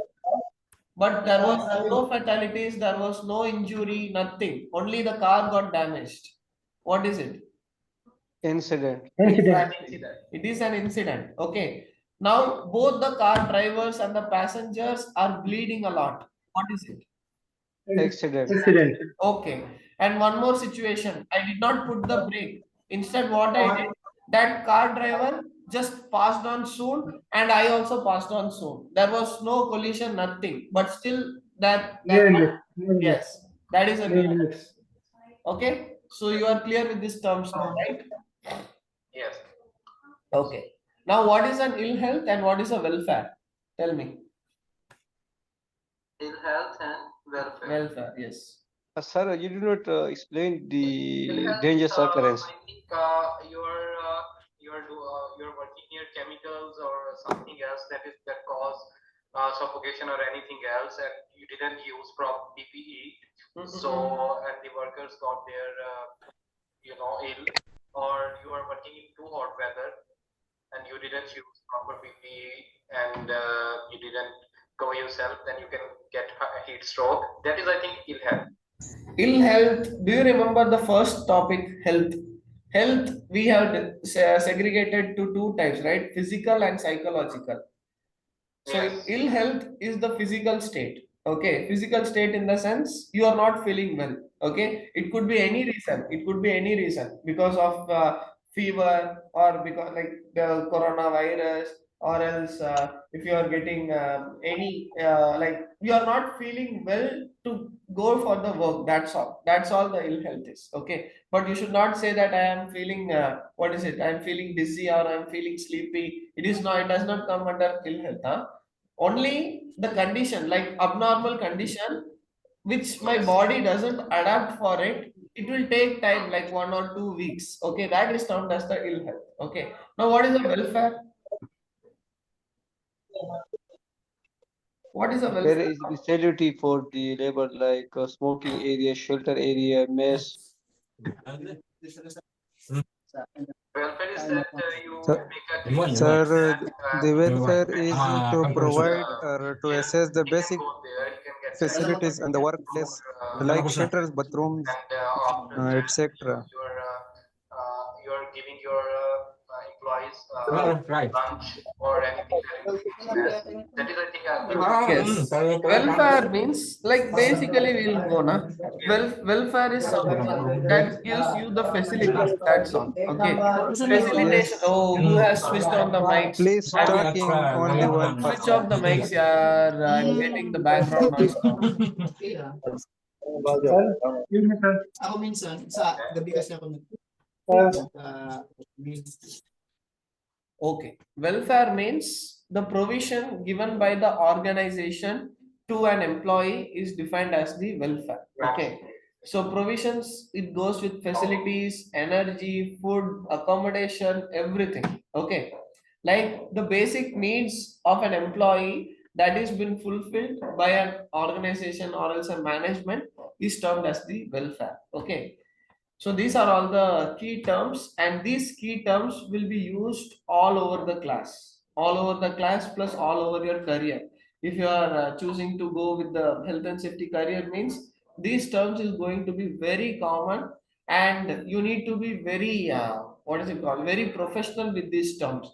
Even if I am waking you from sleep, then you have to tell me these terms. Okay, because yeah, because these key terms is an interview questions also, is a routine question also, because because you as a health and safety professional, you will know the difference between the hazard and the hazard identification, risk and a risk assessment. Okay, but for the people those who are outsiders, they will not have, like they'll have the knowledge, but they'll not get an exact term about what is it. Okay, so you have to be very clear about these topics. Okay, so if you want to get more reference, go to YouTube and search for this, have a case study about this and get as polished as you can. Okay, because only this terms will be used all over your career. Okay guys, Yes. Yeah.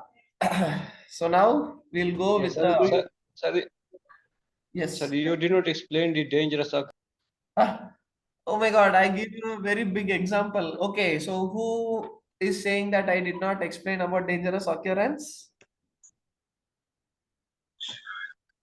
Sir, you give me an example, but it was related to incident, accident, and near miss. But No, you no, did no. not I tell also gave about you the. I also gave you a dangerous occurrence example now with the same thing.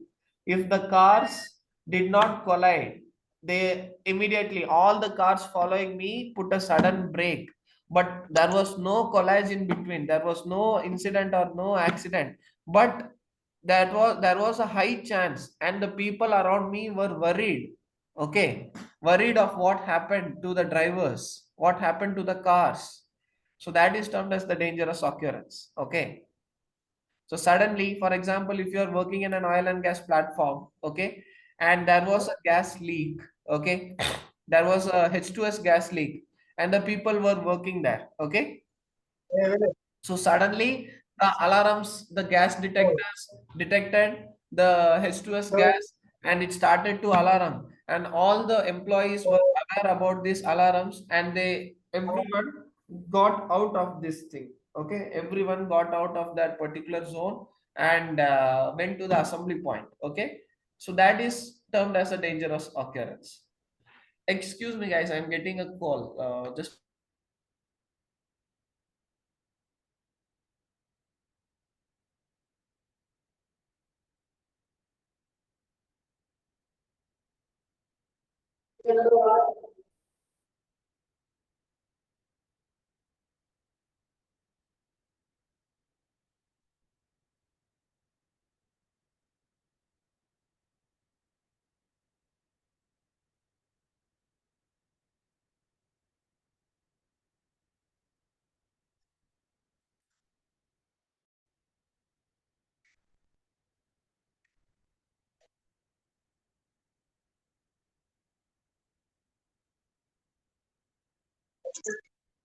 ايه لا ولا خمس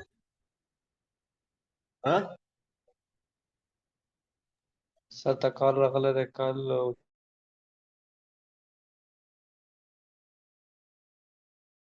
Saroi Kaipiskova.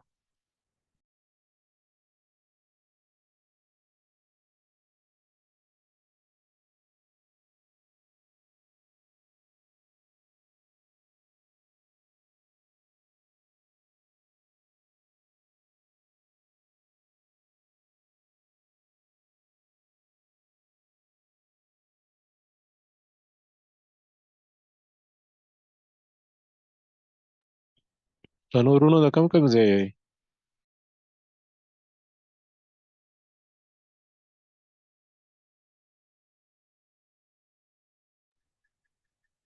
Gano urungi.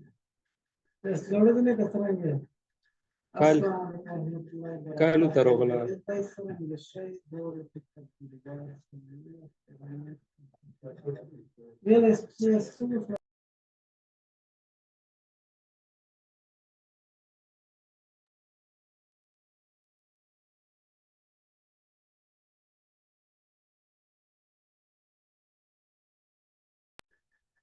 Yes, brother, from where are you?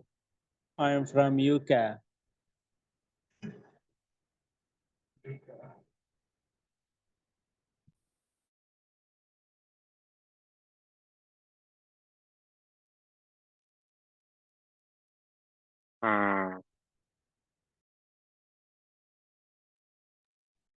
Do you mean UK? UK mean you are from Morocco or United Kingdom?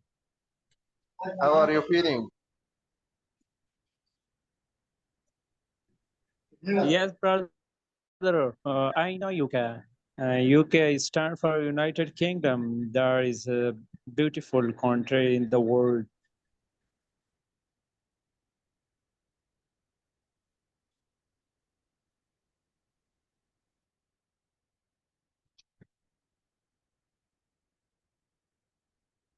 Brother, if you are from UK, then what are you doing here?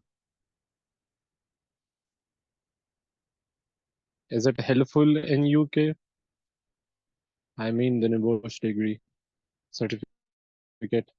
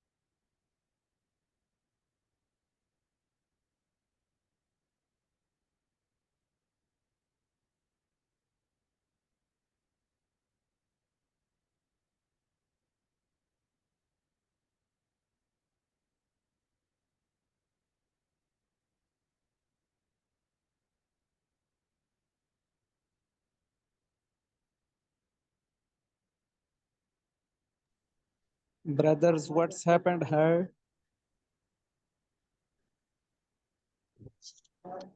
Brother, I don't know what is going on. Sir, Okay, attend his thank call. you. Just wait for a while. Okay, sure. Guys, in Pakistan, here is time for Zuhr namaz. Okay, so hello. Sorry, I had to take that call. Okay, so now we will go with the element number one. Okay, so element number one is going to be very simple. Okay, and the topic for the element number one is why we should manage the workplace health and safety. Okay, so under this comes a total of 4 learning objectives. First one is we will be getting to know about the moral, financial, and legal reasons for managing the health and safety in the workplace. And then the health and safety regulated with the non-compliance. What is the regulation? How does it work? Okay. And then the health and safety duties plus the people at work. Okay. So we'll get to know about what are the roles and responsibilities for each and every designated people in the organization. Okay. And finally, what is a contractor? Who is a contractor? How a contractor must be selected? And how they should be managed or monitored. Okay. So this is the 4 objectives that we'll be covering with the element number one. Okay.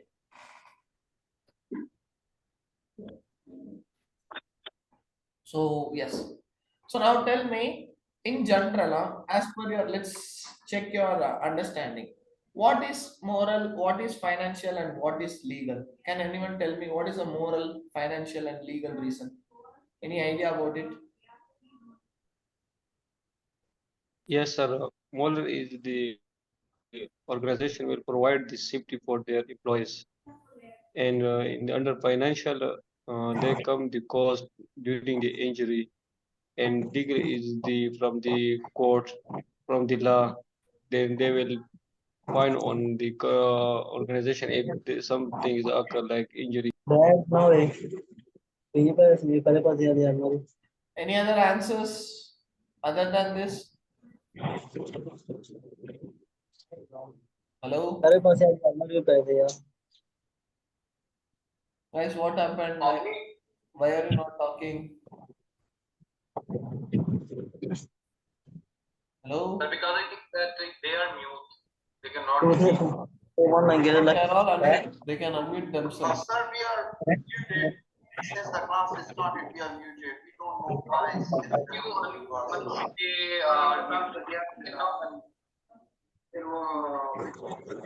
Okay. Now tell me, how about now? Tell me, what are the what is a moral, what is a financial, what is a legal reason? Explain me about that.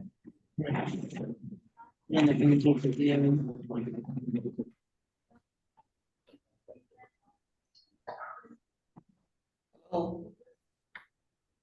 Yes, guys, just now you have unmuted yourself.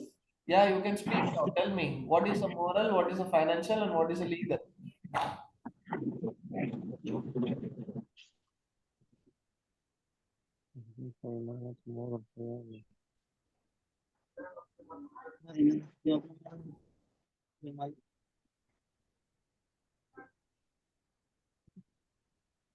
Hello.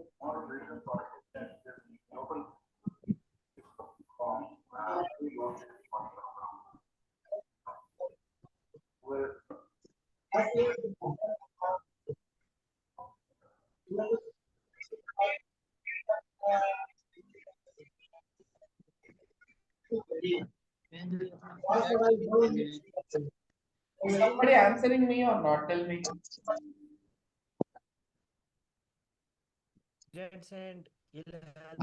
Can you hear me, guys?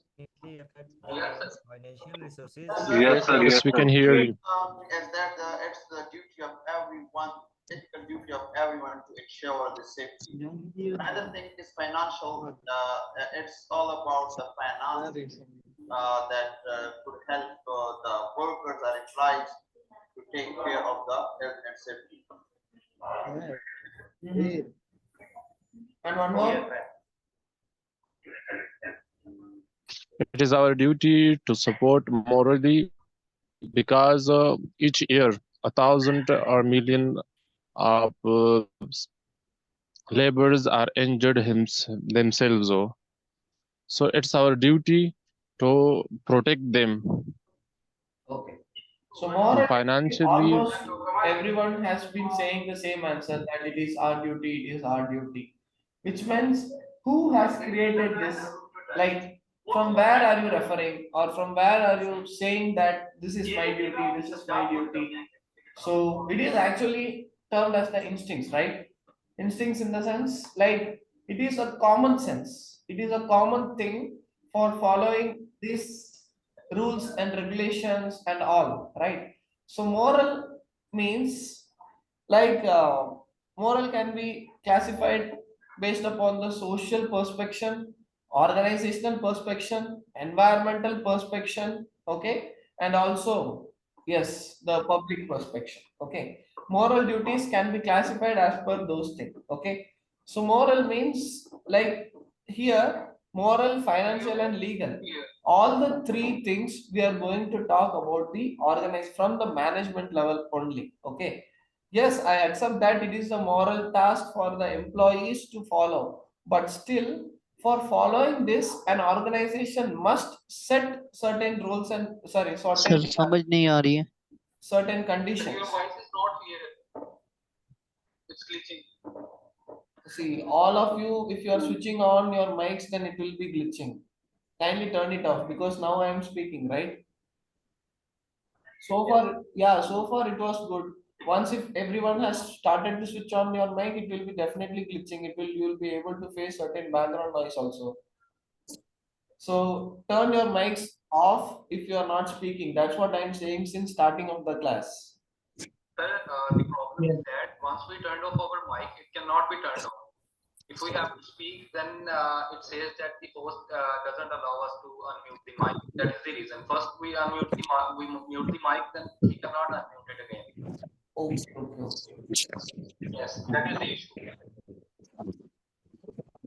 Okay, so I'll do one thing. If I'm asking you a question, I have here an option for ask all to unmute. So I'll just click that and you talk with me again, and then again I'll mute down. Okay, is it fine? That will be great, sir. Yes. Okay. So I'll mute all now. I'll mute all because I'm hearing lots of background noises also. Okay, sir.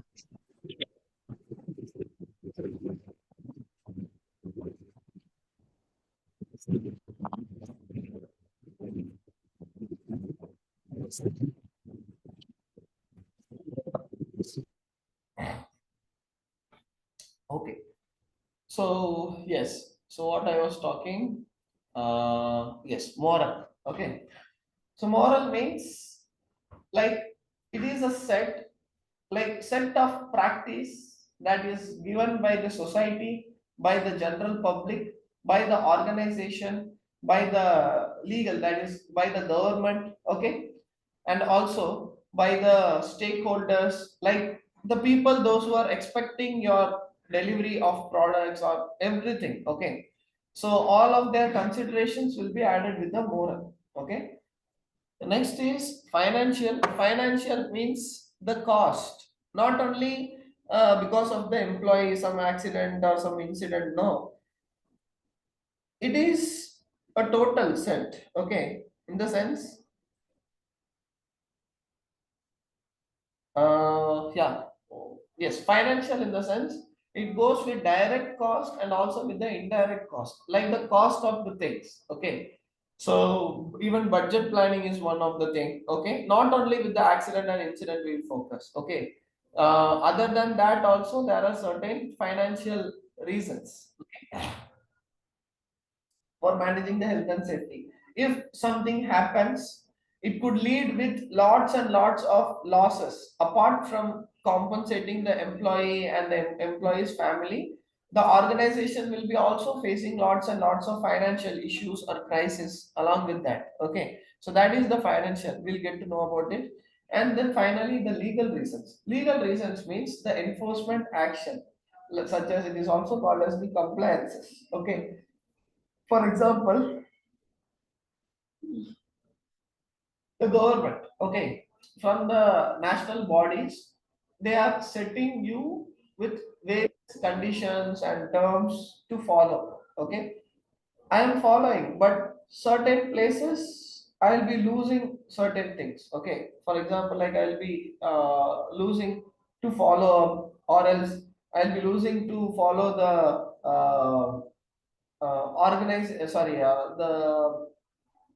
the national bodies for regulations.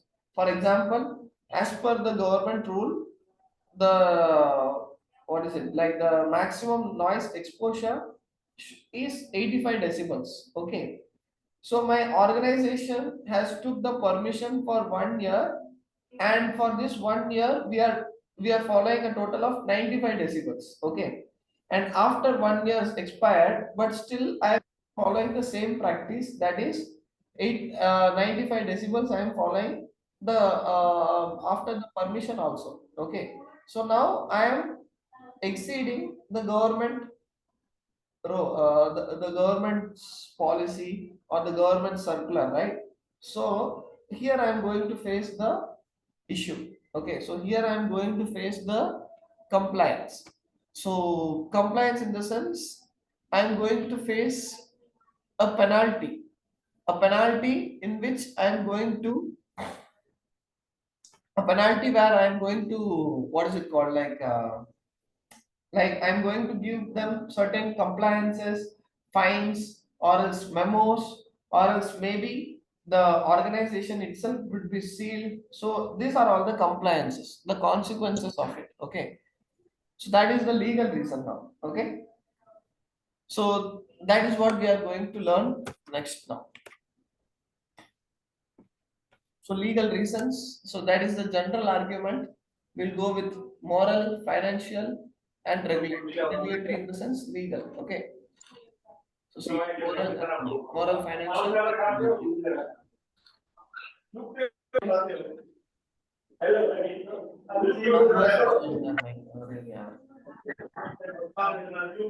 Amraz, why is your mic always turning on? I don't know.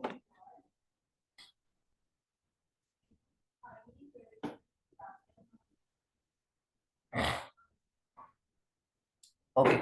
So general argument, moral, financial, and regulatory. Okay.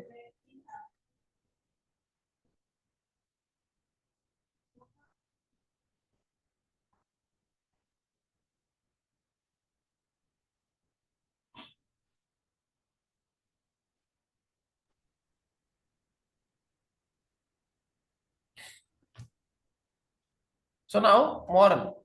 Okay. What is a moral expectation? Moral expectation, as I mentioned, like workplace injuries. Workplace injuries in the sense, first of all, for the employee, that would be a great deal of pain and suffering. And second of all, the worker, they'll not feel safe to work. And also, not only the employee who is injured, plus the subordinates also, they'll also feel unsafe to be working at the same location. Okay. And it is going to cause a long-term harm. Plus, there will be the injury and the ill health for the people around, right? So that is the moral duty.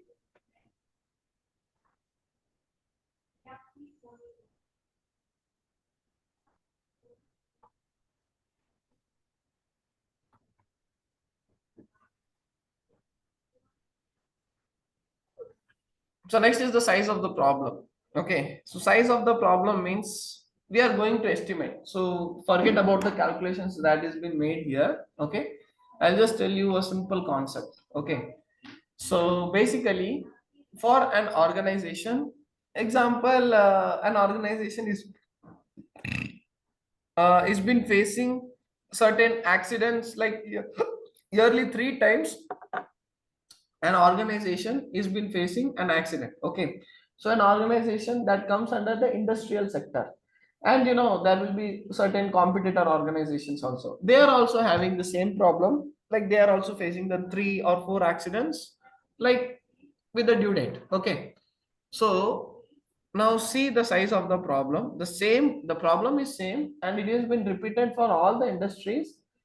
And now, based upon that, there will be the census made, which determines and gives how many number of accidents with this particular industrial sector has been segregated. Okay, so all of these accident histories and everything will be sent to the ILO, and that's why the accident reports that we are creating now, it will be uploaded to the organization's portal. So once if it is uploaded to the organization portal, they'll send it to the government. Okay, like the government is taking the census also. So at that spot, it will be sent to the government, where each and every person from their side will be facing the will be declared that this is the problem, this is why, this is where it has raised, this is where the accident has been increased, and it is all goes to the ILO, International Labor Organization. I hope you are all understood about this term ILO and ISO.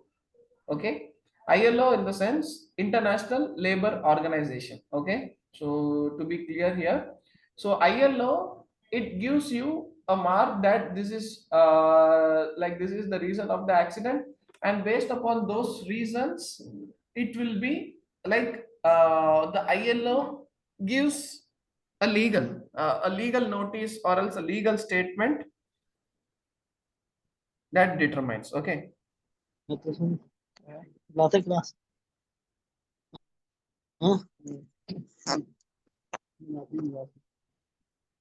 okay, so that is the size of the problem, guys.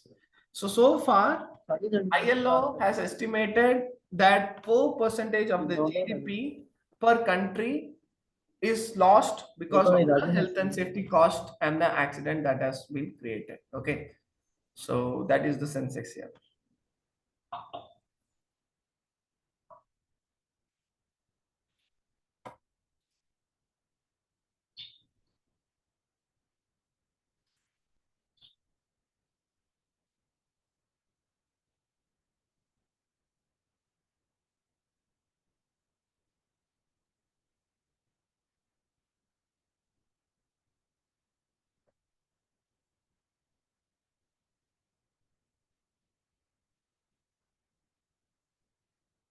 So what is meant by circulatory diseases and communicable diseases? What? Or what is meant by circulatory diseases and communicable diseases? That's there on the page. Okay. What is it? Yeah, circulatory diseases means like the common one. For example, we have all got the coronavirus, right? COVID virus. You are all aware about this COVID virus, right?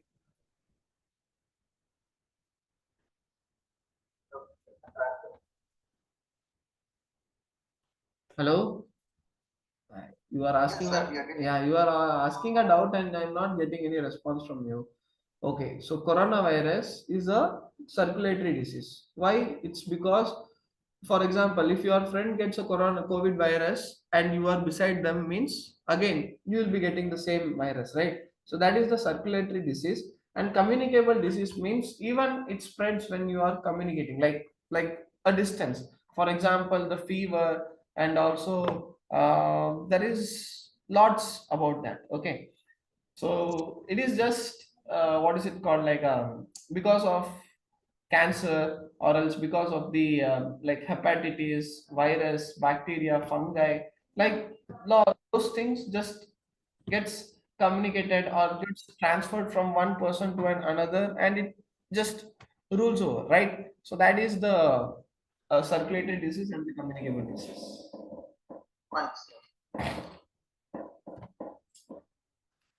So now let's look on to the societal expectation. Okay. So societal expectation means vary around the world. Okay.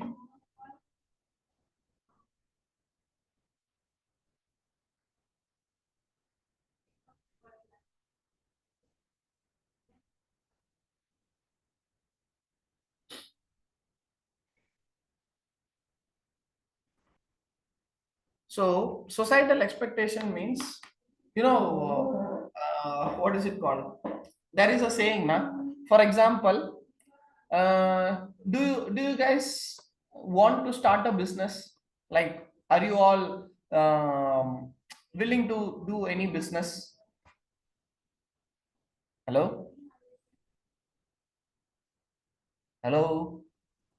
Guys, now you can unmute, huh? I have made the unmute option also.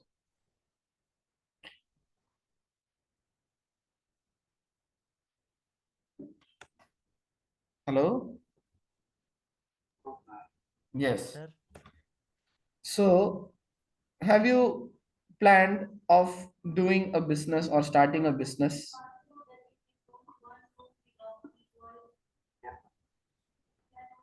Yes, right? So, have you started it yet? No, sir. No. Why?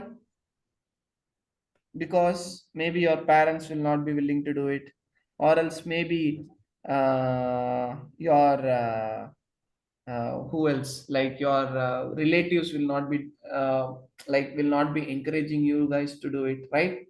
So Yes, yes.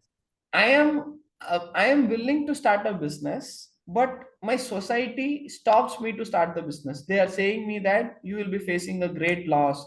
Why are you starting the business? Instead of that, you can go somewhere and do the work. You can get a monthly payment. You are having big dreams, but still, if you are starting a business, all of your dreams will be flop. So that is the thing. Okay, societal expectation in the sense, although I am practicing certain things, like I am willing to do certain things, but I am not getting a support from the society to do it. But for running an organization, societal expectation also I need to take care. Okay, so health and safety, in the terms of health and safety, the society will be expecting an organization to run as a good standard. For example, if you are working in an ADNOC, okay, so I am hearing the name as ADNOC, or else what is it, ENOC, or else Saudi Petroleum, or else Qatar Petroleum, Qatar Gas. Okay, so these are all the big groups of companies. Okay, so if I am hearing this name, means immediately I'll say, wow, the safety protocols and all will be very much strong. You will get a very good package. I'll say, right? Even by hearing their names, I don't know what in actual happens, but from the back, people will be saying that. So that is the societal expectation, and an organization is committed to fulfill their societal expectation also in order to maintain their standards. Okay, so societal opinion tends to fall into two parts. One, it is strategical influence. Strategical influence in the sense like concerning with the workplace people, like with the people, those who are within the organization, like conducting of the meetings, toolbox, and then doing the conference meetings, taking suggestions from the worker representatives, client representatives, like all this comes with the strategic influence. Okay, like they are getting the actual mark. Local influences means from the specific organization. For example, I have a competitor company and that company is following this statistics, means I am also copying that and then doing the same thing. That is nothing new. Okay, so this is the two types of the societal opinion. Okay,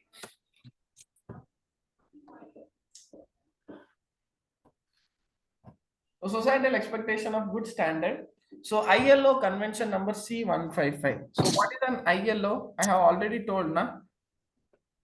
ILO in the sense International Labour Organization gives you with the legal compliances. That is the regulations with convention C155. Okay, so it states that an employer is responsible to meet the societal expectation by giving a safe place to work, safe plant and equipment, safe system of work, training and supervision, and a competent worker. So it is all mandatory for an employer to follow.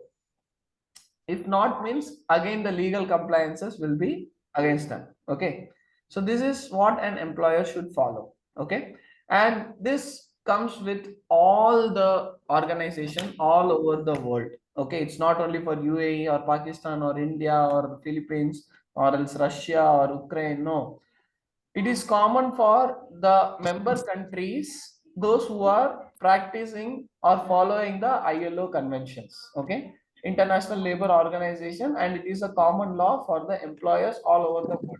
Okay, so the employers, those who are omitting this, omitting in the sense those who are not following, they will be getting like penalties, non-conformance, plus the criminal activities, like it would be against them. Okay, so this is what the societal expectation is. So here is the societal expectation. You can have a read on it. Okay. So article number 16 of C155, it gives an obligations 1 and 2. So see here, this is exactly from the regulation book. Okay. To ensure that the workplace machinery, equipment, and processes under the control are safe and without risk to health.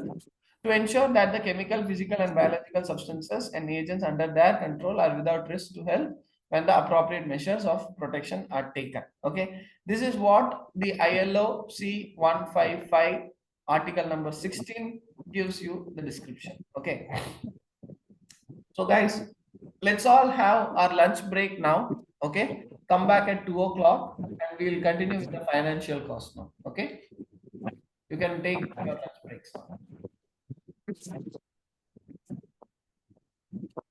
Hello? Hello?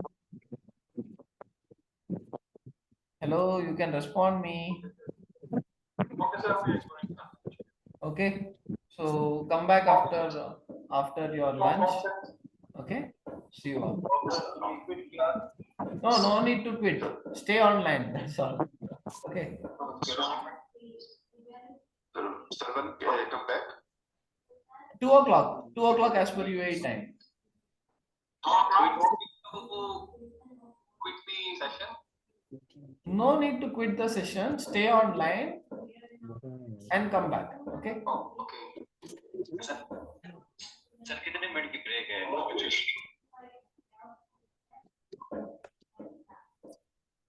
Hello.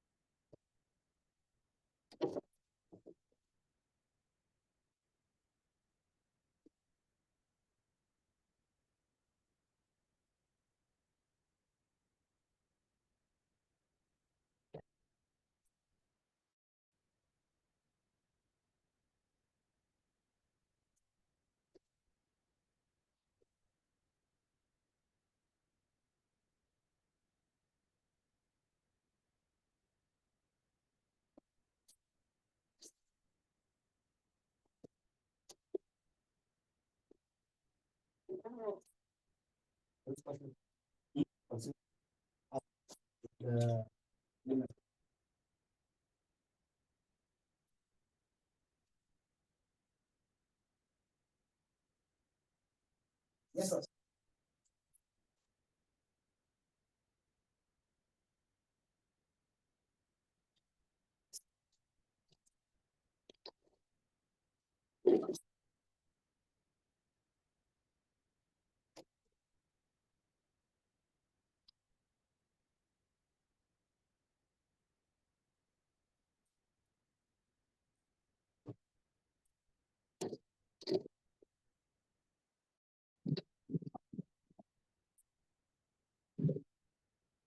Full page.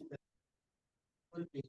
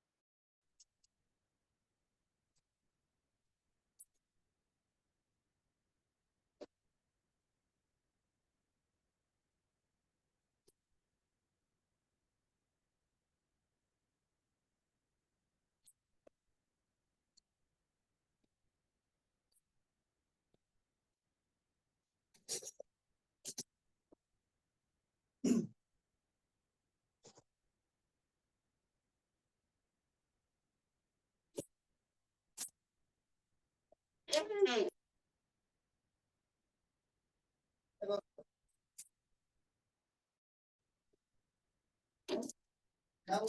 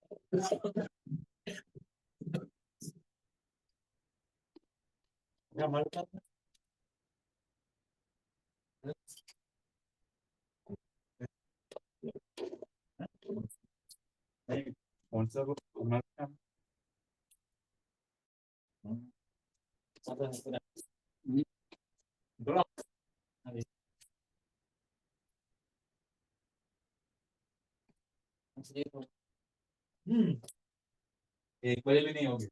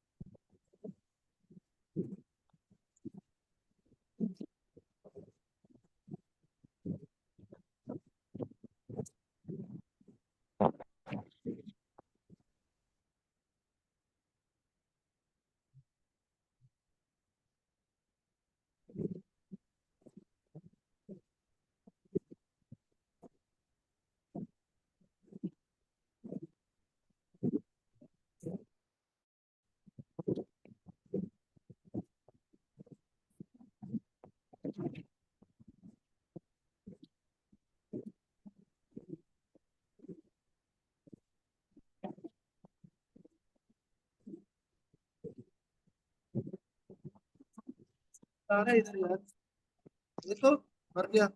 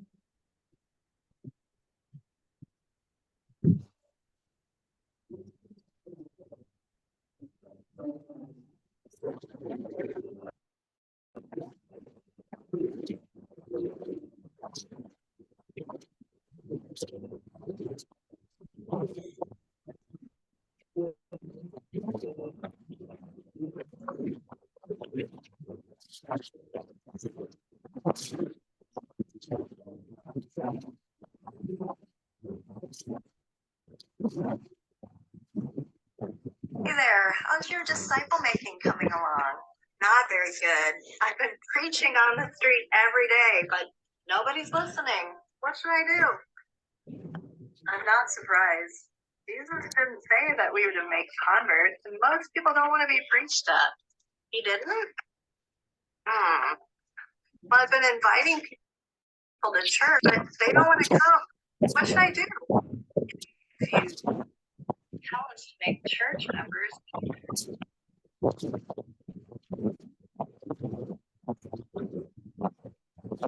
hey there, how's your disciple making coming along? Not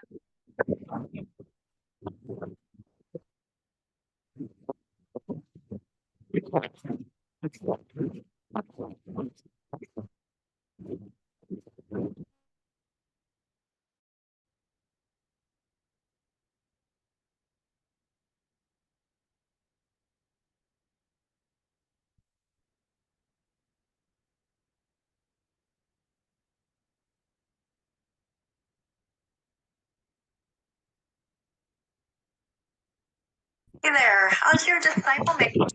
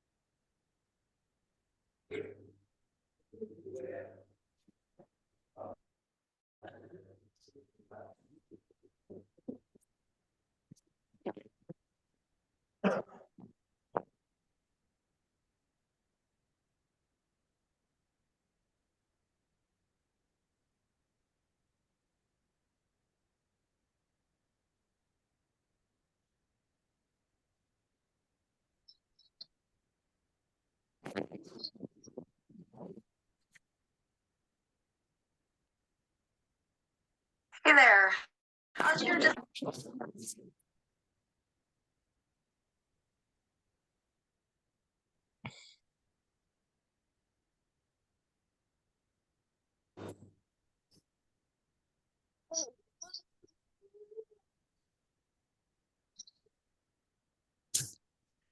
Abdulaziz, Yeah. which time class starting? Can you tell me, please? UAE time. Actually, now I joined the group. Yeah, sir. Class will start 10, um, 10 o'clock, 10 and 30 o'clock. But I joined late, 11 and 12 o'clock because there was a net problem here. Last बजे वो class start की Abdulaziz. You know, the 10 when the class started. UAE time 10:30 right? تر څلورو بجو په class.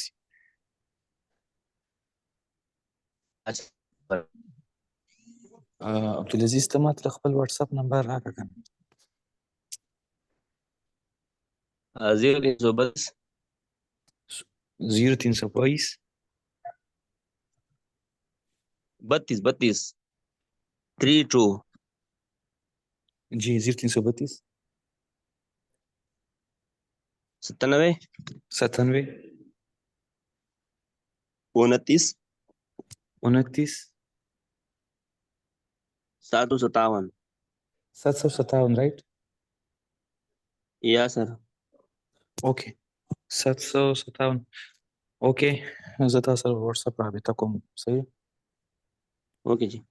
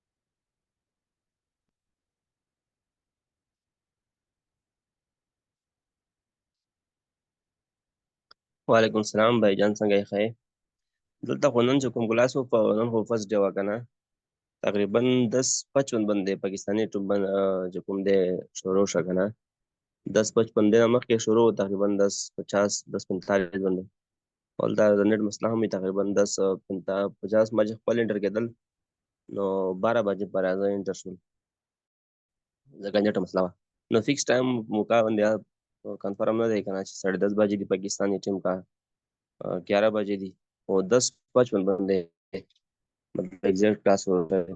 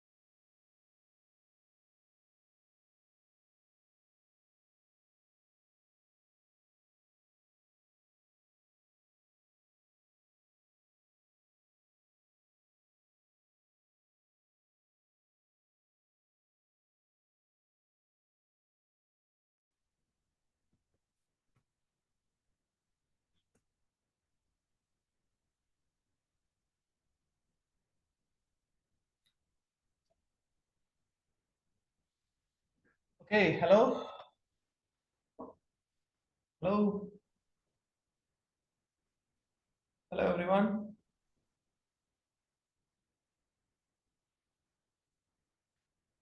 Hello.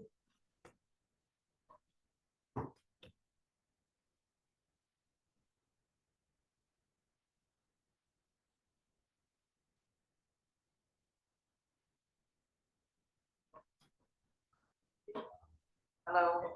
Hello, guys. Can you all hear me? Hello, sir. Yes, hello. Yeah. Assalamu We alaikum, are all sir. good to go, right? Sir, we were muted. Okay, okay, okay. How about now? It's all fine, right?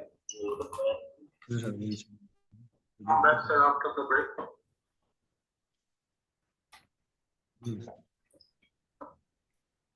Yes, that was a quite long break.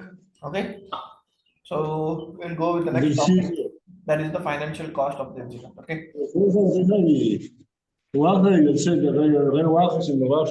So by today we'll be targeting to finish off the element number 1. Yeah. Now again I will mute all, and then we'll continue with the topic. Okay. I can see that most of the people has left the meeting. Can you just ask them who is this Oppo A54?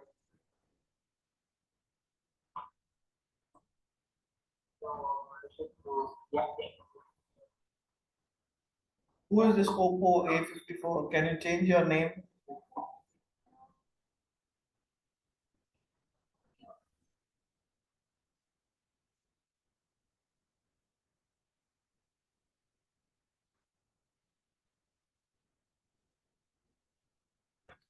Okay. So financial cost of the incident, yeah. So accidents or incidents and all health at work cost organization a great deal of money. So we all know that financial cost is directly and indirectly leading us to the money. Okay. So financial cost, even it could be costed whenever there is a poor health and safety practices for the organization. And if the organization is not following the health and safety practice based upon its limitations in the sense, again, there will be the fines, right? The fine systems will be issued. So employers can sustain cost with the accidents and incidents also. So we'll see what are all the direct costs because of this and what are all the indirect costs. Okay.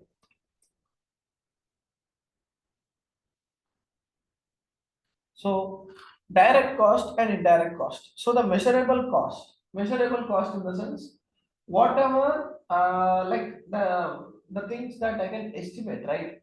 I will be, for example, if I have brought an iPhone, okay, and that iPhone, just a second, I'll just unmute you all.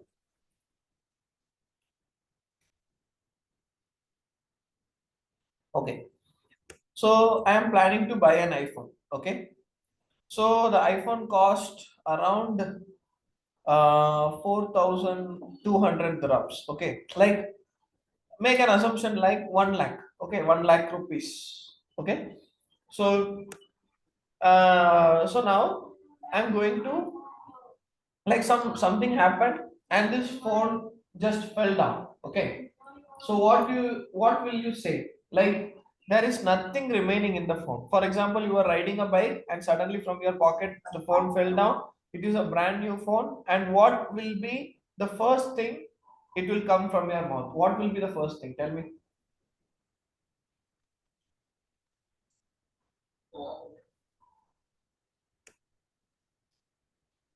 See, I have brought an iPhone.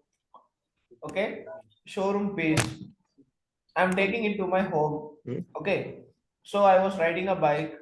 So during that ride, the phone suddenly fell off from my pocket, and immediately it got to pieces. Okay, what will be the first thing to check your internet connection? Okay, Those who can hear me, tell me the answer. What will be the first thing you will be checking? Like, what will be the first thing coming to your mind? Tell me. Hello?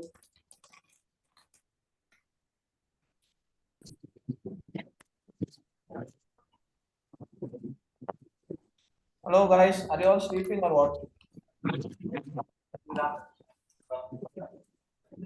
No, sir.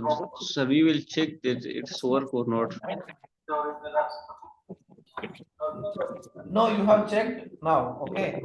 You have checked that the phone is good or not. But after checking, you have found that the phone is on pieces. Like, phone has broken into pieces. Now tell me what will come to your mind first at the starting. What will come to your mind? Your voice is not clear. Before was good. Brother, my network connection is all good. Really very good. Check your network connection, na? Just mute. Okay, now tell me.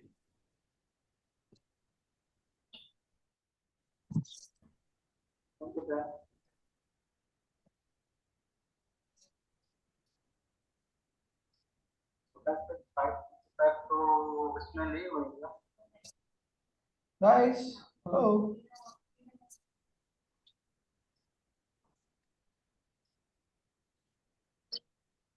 Hello, why am I not getting any answers?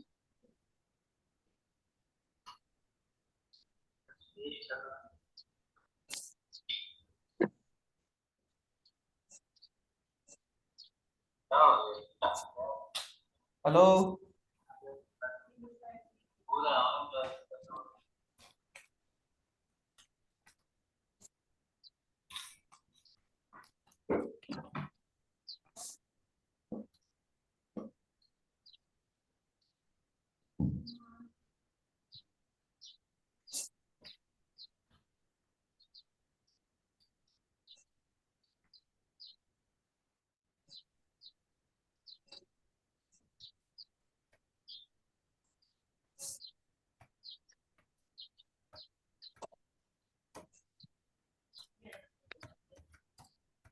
Sir, everyone is complaining about the mic, sir.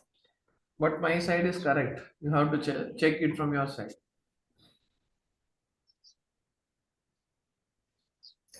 Sir, now your voice is a little bit good, sir. Yes. That's what I'm saying. Now check it from your side. Now I Now. can hear you, sir. Check it from your side. How about now? But sir, it's lagging, sir. It's lagging too much. Okay, wait.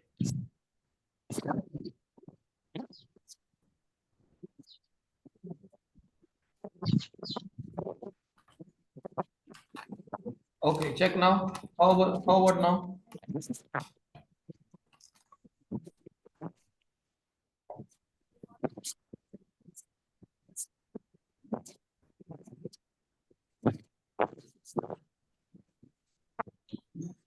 Hello?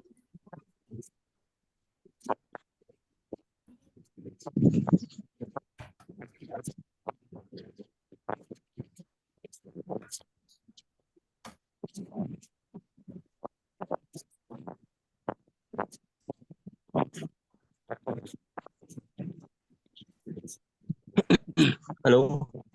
Yes. Can you hear me? Yeah. Is it clear now?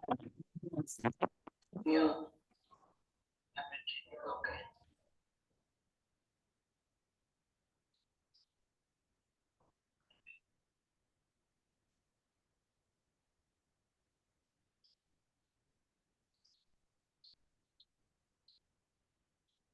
Once you mute all the mics, so later it will be clear.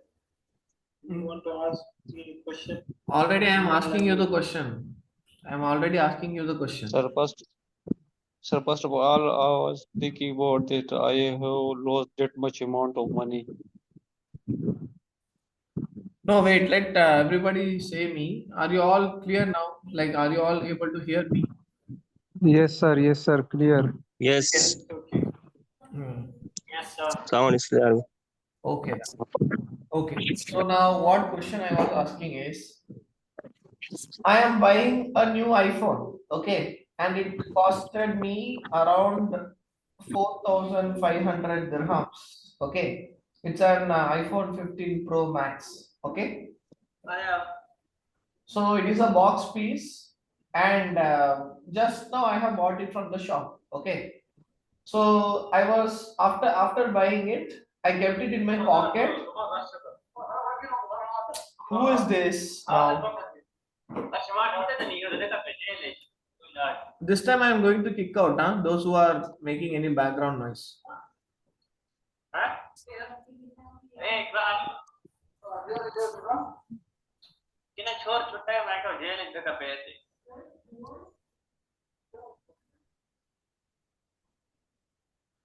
Okay.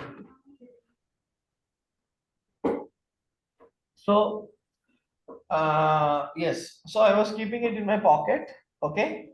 And while I was going to my house, suddenly the phone fell off from my pocket, okay. And I was going with my bike like 80 or 90 kilometer per hour speed, okay. So you know what will be the consequence? Of course, the phone is broken. So as soon as I'm seeing my phone is broken, what will be the first reaction, or what will be the first thing coming to your mind? Tell me. Insurance. Insurance? Sure. Okay. Okay, you have not made any insurance because for making an insurance, again it cost more. So I did not buy any insurance. What else will come? Financially loss or you look. I did not make any insurance about it. Next, what I'll think? You will be thinking about financial loss that it was because if your iPhone is broken. Financial loss, that's what I'm saying. How I'll think? What kind of financial loss I'll think? Direct cost, I think it is. Oh, no, that's what I don't look onto this topic here. Now I am coming out of the topic. See, you have bought a phone and you just dropped it. After dropping your phone, what will be your reaction? That's all my question is. It is a very practical question, yeah. What you will do? Tell me. I'm not even going to the topic. Tell me in general what you will do. Sir, I will pick it up and take it to a shop to repair. Directly? Okay. You are all talking about what next you will do. Oh my God. Okay, have you broken anything so far? Once we get stock, sir. See, this is what I'm expecting. I'm talking about your reaction. You are all saying like technical, I'll go there, I'll take the financial cost, I'll take it is direct cost, I'll go for insurance. I'm not talking about these things. If a phone, if no need to buy a new phone, just throw your laptop down. Now what will happen? Laptop or phones now? What you will say? As soon as you are throwing it down, okay, you are talking with someone and suddenly you felt angry. You just dropped your phone. Suddenly it got broken. What will you feel? What will you feel? That's what I'm asking about your feel. What will you think?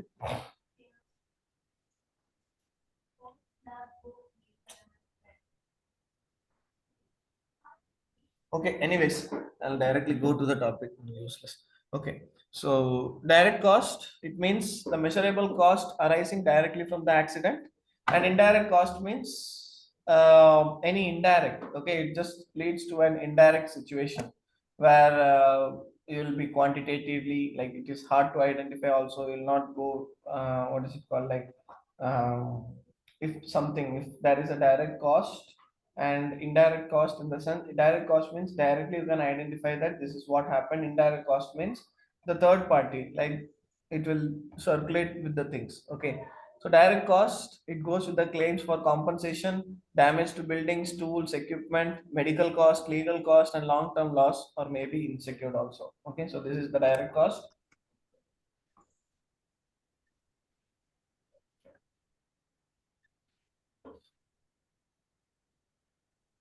So direct cost has actually two things. One is insured and one is uninsured.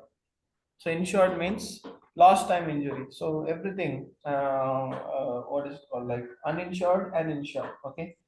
So insured means you can get the claim of it, and uninsured means you cannot get the claim, like compensating the things. Okay. So compensating, for the compensating, it comes with lost time injury or else payment, like continued payments and additional payments you will be making, or else uh, if an accident or an incident happens for a particular person, then again there will be the compensation of that person. That is the indirect cost. And indirect cost means a person must replace that zone, right? Replace his place. So until the replacement is done, the productivity will be lowered. So it is one of the indirect cost. Okay.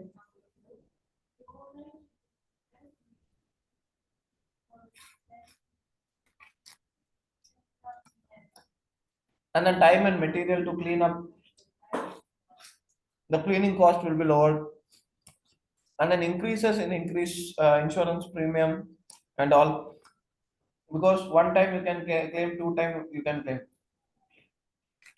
But if the same thing is arised, so what will happen? Definitely the insurance premium, they will increase, right? So that is also an insured cost. And next is the indirect cost. Indirect cost also has insured and uninsured. So insured in the sense, again, the consequences to the loss is all insured. And uninsured, again, the lost time injury, lost time for the supervisor, lost time for giving the training to the new person, lost time for the management productivity. Okay. And then making the arrangements for the injured workers and all. So all these things comes with the uninsured cost. Okay. So how is it now, guys? If I'm directly going to the topic, is it good? Is it nice? Do you all feel good? Yes, sir. Really? Yes? Not nice, not nice. We need some explanation. See? Some example. So that's what I was expecting. I was asking you with certain examples. You are not even interested in telling me what is it, how is it. Then if I'm continuously speaking, will the class be good? Tell me. This is how. Now see, 2 pages I just completed within 2 minutes. It is easy for me to do like this. Why I am not doing? Why I am not choosing this option? If I am choosing this option means definitely you will not understand anything.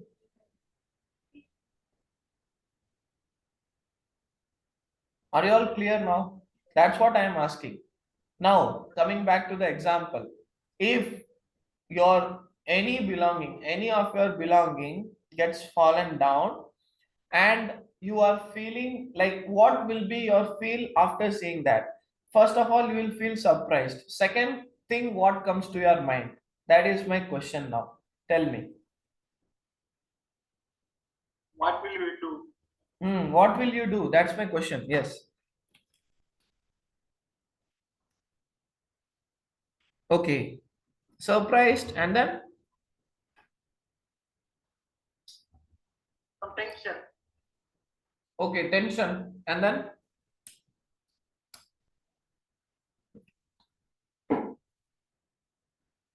will you feel okay?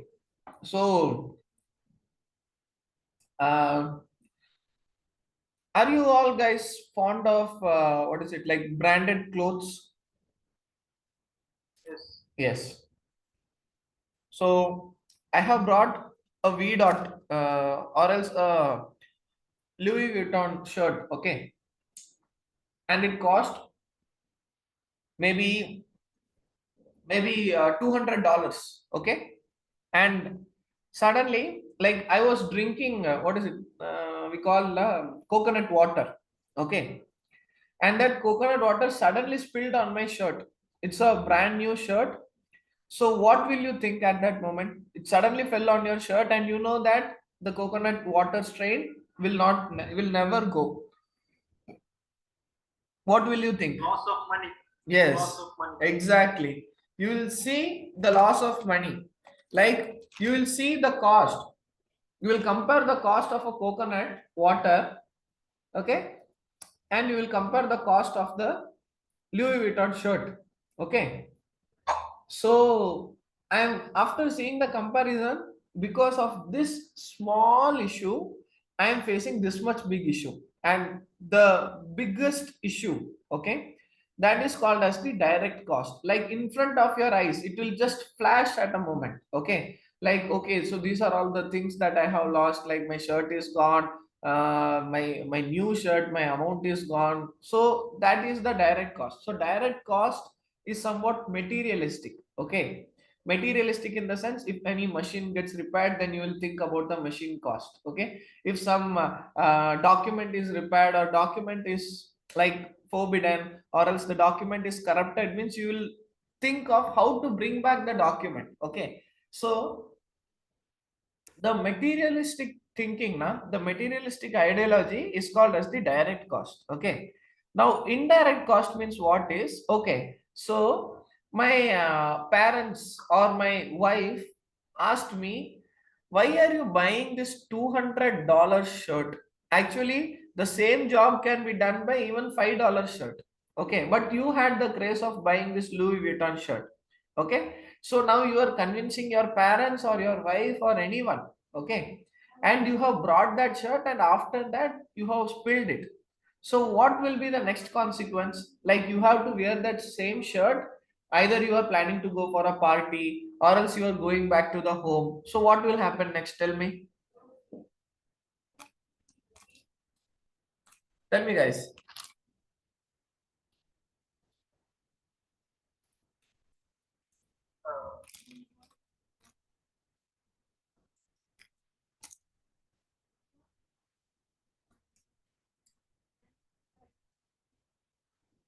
Yes, proceed.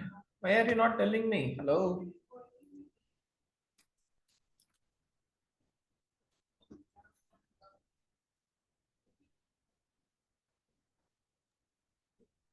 Yes, Mr. Ahmadullah and Muhammad Fawad Zarin. You can tell me. Sir, can you repeat the question? Okay. So I have brought this Louis Vuitton shirt. It is costing of $200. Yes, sir. And I have just recently, I was drinking the coconut water, okay, and it got spilled on my shirt.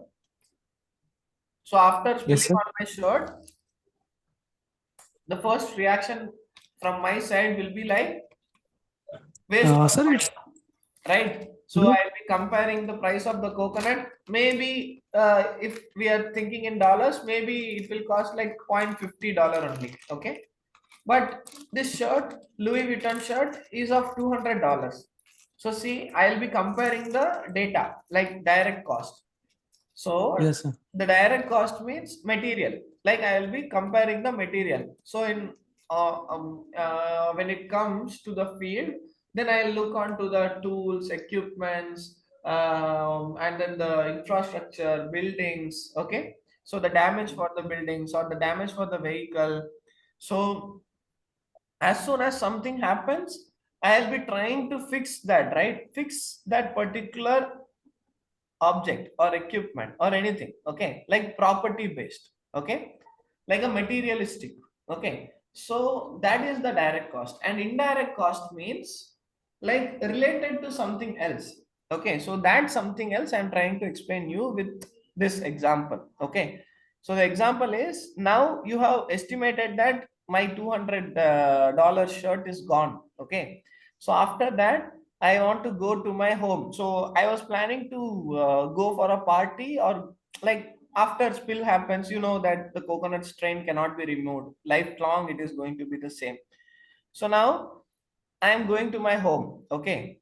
and what will happen? Definitely, like your parents, your parents were against this. Okay, your parents did not allow you to buy this 200 or 300 dollars Louis Vuitton shirt. They were forcing you to buy $5 shirt. Okay, so they are saying that you can also buy $5 shirt. Why are you buying this 200? But it was your passion to buy that shirt. Okay, now after going home, what will your parents or your wife or whoever it is, who are those who are against you, what will they say? Tell me. Sir, they will refuse that because no need to buy expensive shirt. Already you lose the money. Okay, no, but I have brought that shirt. See, I have brought that shirt, but still, tell me now. No need to buy that shirt is secondary. Like my wife said that no need to buy that shirt. Okay, but it was my craze to buy that shirt. I am very fond of buying branded clothes. Okay, so it is my individual character. So what consequence I am going to face now after? Can I after my wife Indirect, sir. Indirect. yeah, my wife is opening the door and she is seeing that my shirt is full of this coconut water strain. So what will be her reaction? Tell me. Oh, sir, her reaction will not Sir, be. all of my parents and my wife maybe show aggressive on me. Okay, all of them before tell me why you purchase so much Yes, expensive like this one. Then exactly. everybody show aggressive on me. Yes, everybody will be much aggressive on you, right? So that is one of the indirect costs. Okay. Indirect means the material is yours, money is yours, but the consequences you are facing is from your loved ones, maybe your parents, maybe your friends. Your friends will start to criticize you definitely. See, we are bringing $5 shirt, but if something happens, I'll just throw this shirt and away. But you cannot revive from that $200. It is going to haunt you because definitely it is going to haunt me for the next 1 month. I'll be crying in my room. Oh my god, my $200 shirt just went because of this coconut water. Really, right? So this is all the indirect cost here. Okay, so both direct and indirect comes with the secured and sorry, one is yes, insured and uninsured also. So insured and uninsured means insurance. For example, this Louis Vuitton company says me that this is strain proof shirt. Okay, and something happens, you can bring back to me. Okay, so that is called as the insured one. So the company gives me a claim that you can come back to me if something happens to your shirt. Same for the mobile phone. They are giving me like display warranty, guarantee, break proof, blah blah blah. They are saying everything. Okay. And if something happens, I'll directly go to the company for claiming it. Okay. So that is the insured one. Uninsured means if they are not giving me any of the assurity, especially if I am buying an iPhone and I am not updating it with the iCare, it means I am not paying any insurance for my phone. Okay. If something happens, definitely they will say that your phone is not insured. Sorry, you can either throw your phone or buy a new phone. That's all. So that is the uninsured cost. Okay. So you can see the difference between the direct and the indirect cost. Okay. But insured and uninsured are the same. Direct and indirect is going to be different. That's all. Okay. So insured means those products or equipments which I am giving it with an insurance. I have a plan. I have a backup idea for it. Okay. So that is the insured. Uninsured means I do not have any backup idea based upon it. I cannot I cannot be revived from it. Okay. If I am reviving from it, it will take so long time, and within this long time there will be certain further consequences also I will be facing. Okay, and those things comes under the uninsured cost. Okay, so this is the difference between all these things. Okay,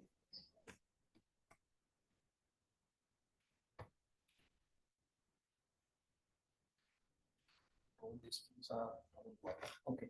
So next is regulating the health and safety. So I have already mentioned or told to you, regulation of the health and safety is literally upon the ILO, International Labour Organization. Now, what is an ILO? I'll tell you. Okay.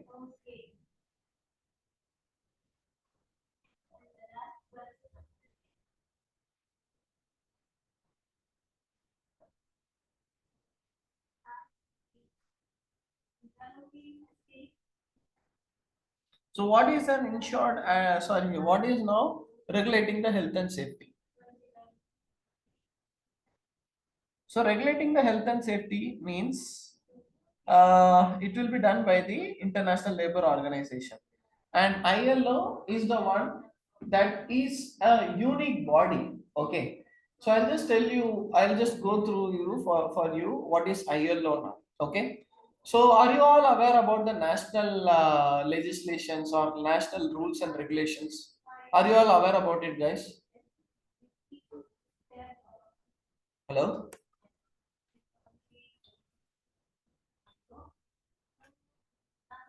Hello? Are you all aware about the national rules and regulations? Hello?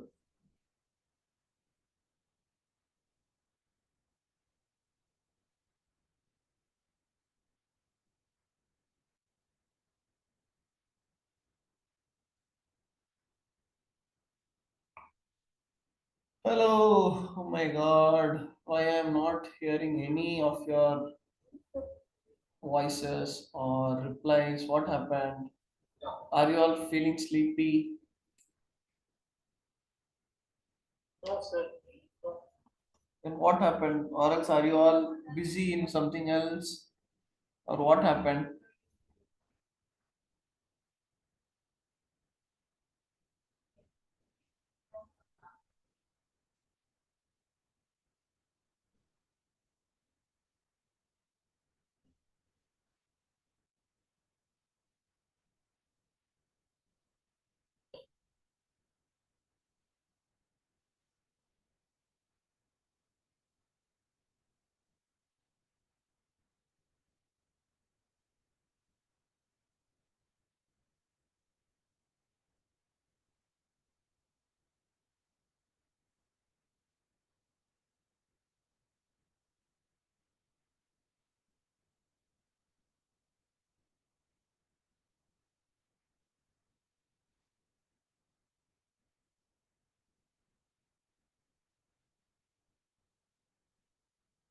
Hello? Yes? Hello? Yes, tell me.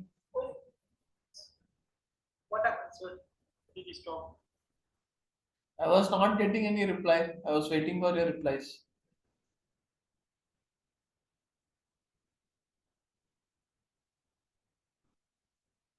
See, I have told you, I usually do not go with just like baba baba baba baba as it is written in the PPT. Okay. So I'll give you all the examples, as much examples as you want. Okay. But in the same time, I also want response from you. If you are not responding, then how can I go further with the topic? Tell me. Now I asked a simple question. Do you all are you all aware about your own national rules and regulations or not? I'm not even getting yes or no answers here. So what shall I do? No, Tell sir, me. no. No? Sure? Sure. The basic traffic rules you don't know? Traffic rules I know. Yes, it is also in your nation, right? You are in your nation. Yeah. So, are you aware about what is it called? Like the basic, like if there is a thief and he steals something, what punishment he will get? You know about it, right? Yes, I know. Yes. So, if an organization is under fire, what will happen immediately? You will know about that, right? Yes, I know. If some car there is an accident on the road, who are all the authorities will come on the spot? You know that, right? Yeah, I know. Yes, that is the nation's rules and responsibilities or rules and regulation. Okay? Okay. Yes. I got it, sir. Okay. So, formation of the rules and regulations about the health and safety is been done by the ILO, okay, International Labour Organization, and this ILO is in UK, okay. So, this UK has lots and lots of member countries, okay, which involves with India, Pakistan, Burma, and what else, like Thailand, Myanmar, and Bangladesh, like all over the world, all over the countries. Brazil, if you go, if you want to go with the whites, Brazil, US, like lots and lots of countries are the member countries here with the ILO, okay. So the countries, those who are formed as a member, like those who are under the membership of this ILO, they have the rights to take their rules and regulations. Okay. So ILO distributes their rules and regulations. These rules and regulations will be considered as the national legislation once the act, everything has been passed. Okay. So why to take it from the national bodies? Because we are all taking the NEBOSH course, right? So NEBOSH is a UK course or US course? Tell me. Which certification you will get? UK or US? US. UK. Sure? Sure. Okay. Yeah, yes. It is a UK course. Okay. So since we are all getting the UK certification, we'll go with the ILO. Okay. So even in your exams, you are not authorized to write your national legislation bodies. Okay. That is national, what is it called? National rules and regulations or regulatory bodies. Okay. You are not authorized to write the national. So you are only writing the ILO convention. So ILO gives two things. One is convention and recommendation. And finally, the third thing is the articles. Okay. So under convention C155, recommendation number 164, and article it goes with 1, 2, 3, 4, 5, 6, 7, 8, 9, 10 until 16. Okay. So it can go as long as it wants. Okay. So that is about the ILO. Okay. Are you all clear now, guys? Okay. Yes. So this is all like what an ILO is. Okay. So now the next is, so I have told you all this situation. Okay. So storage of the gas cylinders and the employer's responsibility. So already we have studied about the employer's responsibility. So now I guess somebody was asking me who is an employer and like difference between an employer and employees. Who asked me that question? I think before lunch somebody asked me, but I was having my food. Hello? Are you all aware about the employer and employees? Hello?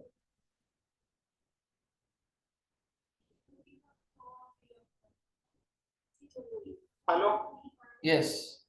Are you all aware about the employer and employees? Employees. Okay, so who is an employee and who is an employer? Tell me.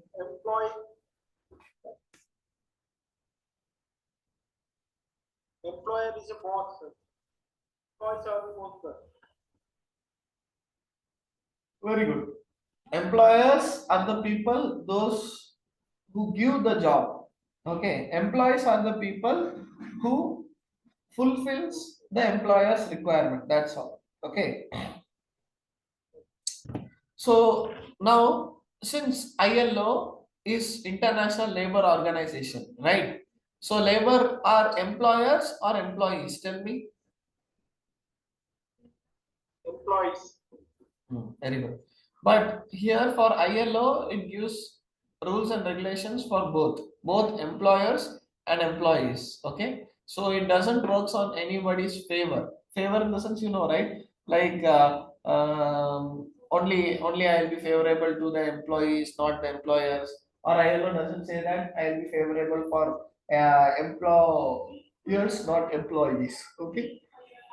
So it balances the thing. Okay. So what does ILO, this recommendations and convention says for an employer is to provide an adequate protective clothing and prevent protective equipment, provide the measures to deal with emergencies and all. Okay.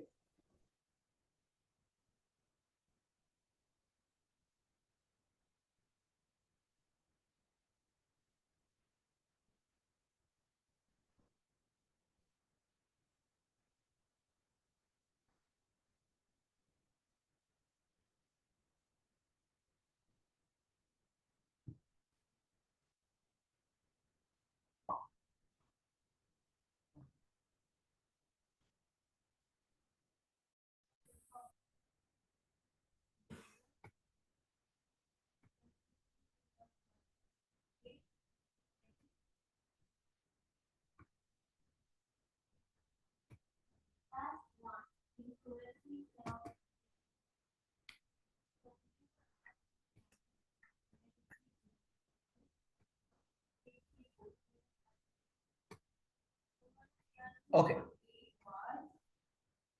So yes, employer's responsibility.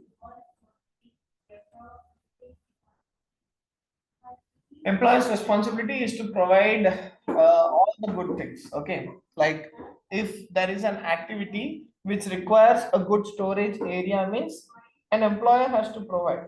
It is not mandatory that you can adjust things. Okay, there is no talk for adjustment. If it is mandatory, means it has to be provided. That is an employer's role. Okay, and this role has been designated by the and this role has been designated or foretold by the ILO, International Labour Organization. Okay.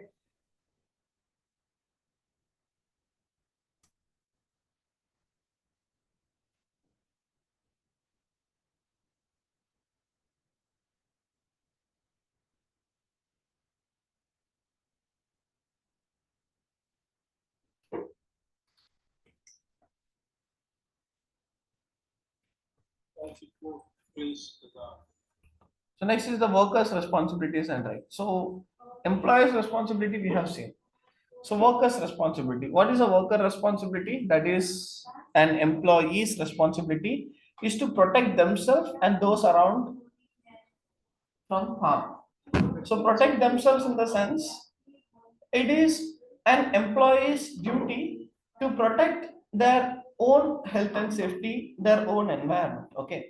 Plus, if there is any hazardous situation or else anything that has to be taken care of or that needs an immediate or else an urgent attention, means it has to be reported or it has to be communicated to the top management. Okay.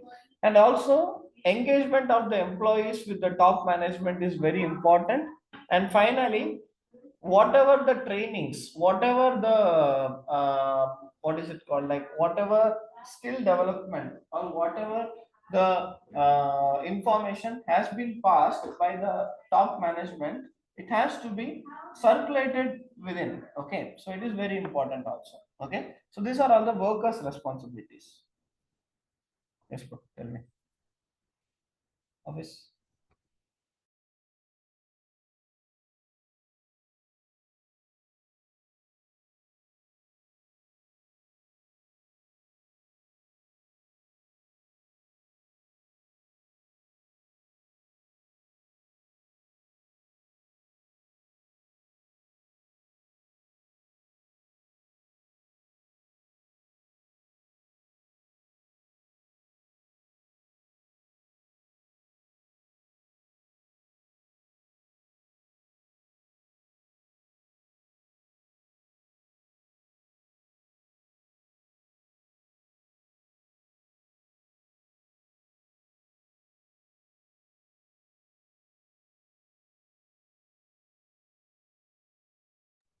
Okay, so that is the workers' responsibilities and the rights now. Okay.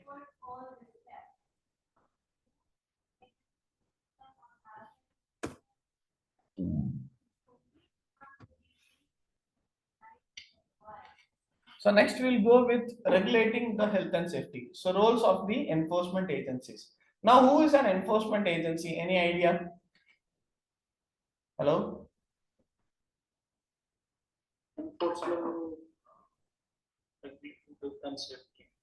Enforcement agency. No, just tell me who is an enforcement agency?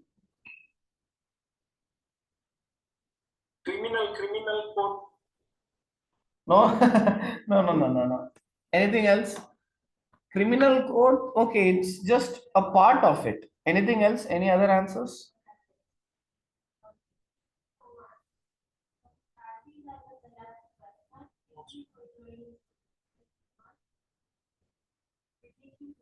Sir, police, like Okay, police and who else?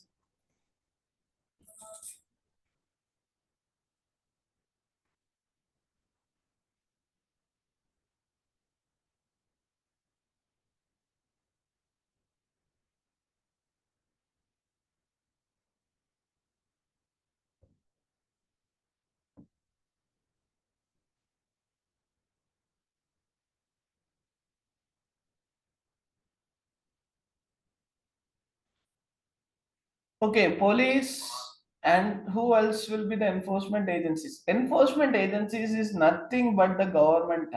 Okay, government agencies or the government people who has the authority to do anything. Like even the collector is an enforcement agency, prime minister, or else each and every people from the government who has the rights and the authority, like who has the power to see something, is an enforcement agency. Okay, but for the health and safety, enforcement agencies are the inspectors. Inspectors means the health and safety inspectors. Okay.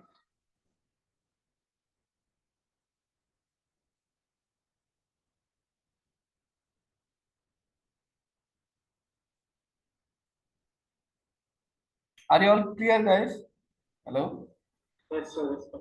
Yes.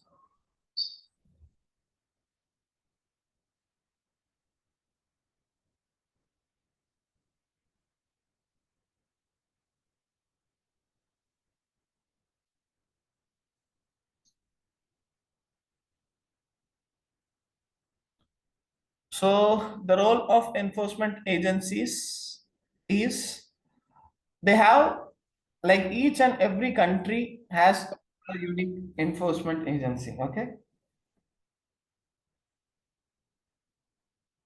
So these people are the people from the safety legislation, okay, and also they have they do have lots and lots of power, okay.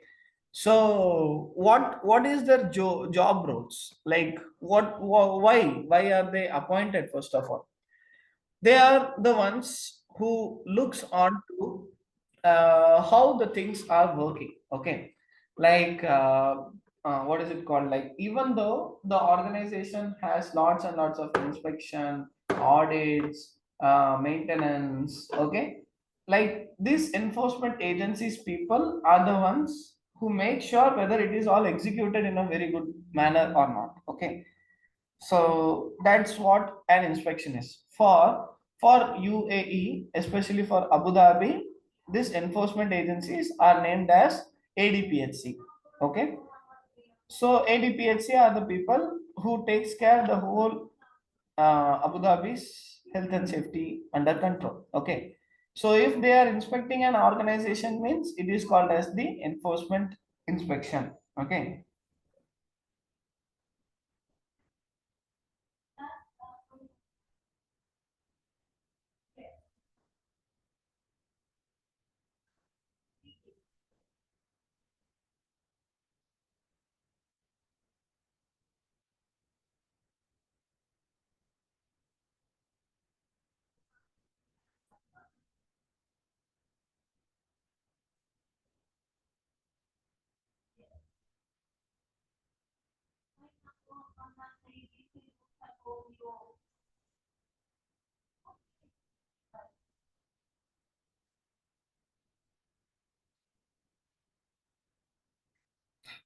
Okay, so enforcement agencies are the one entering the premises, okay, with the police officer and the authorized person also.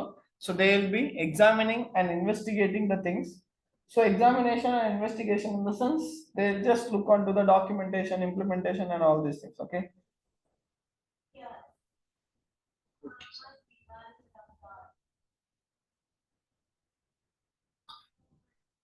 Yeah. What is the name of this one? I was dead. His ID is not this one. Basic first aid. This guy. What name? Harris. No. This one. What is it? Rajendra. Rajendra. Yes, it's already there. You know what I put? It's not Rajendra. What I make? Read something. No, there is the Emirates ID also for that. Rajendra. Yes. Ravindra or Rajendra, I think so. I put it very like this. No, there is Emirates ID. So order the discriminating or testing articles, and then they have the like they'll look onto the examination results also.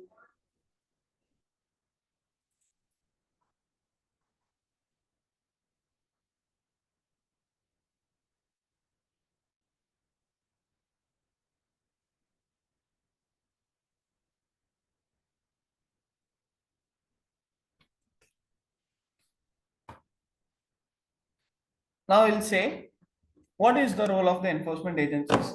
So they will be asking you the questions and answers for whatever there is no clarity among it. Okay. And then they will be inspecting with the copies, statutory books, and compare with the things. And if something is not matching with their criteria, in the sense they'll make it as the like what is it, like non-compliance to it. Okay. And also they have the authority to issue the notice, and finally they'll take steps to prosecute the notice. Okay. So yes, what is the compliance? Like what is a non-compliance? Non-compliance is a thing. For example, there is I mentioned recently na, like the 85 decibels is the noise. Okay. But level of noise from the government, but the organization is being following 95 decibels, although they have took permission from the government for only 1 year.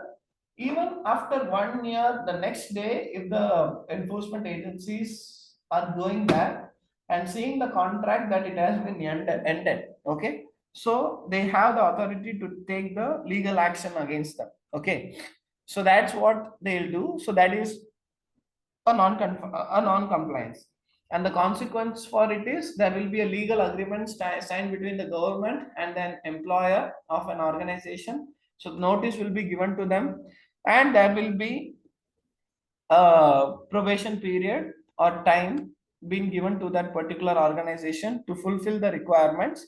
If not, in the sense, next there is the consequence of withdrawing of the license.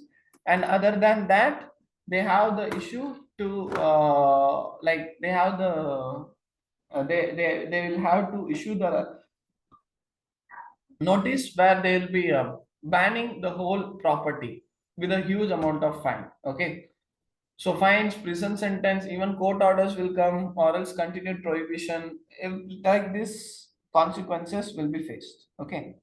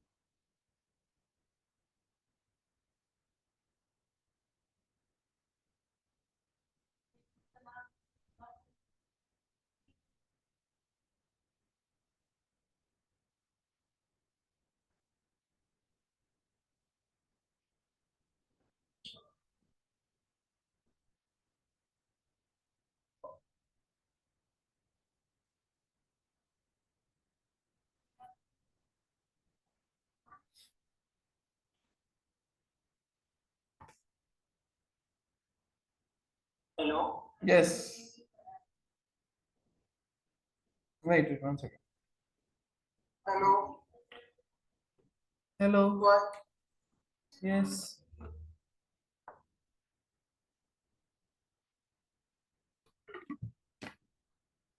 Okay.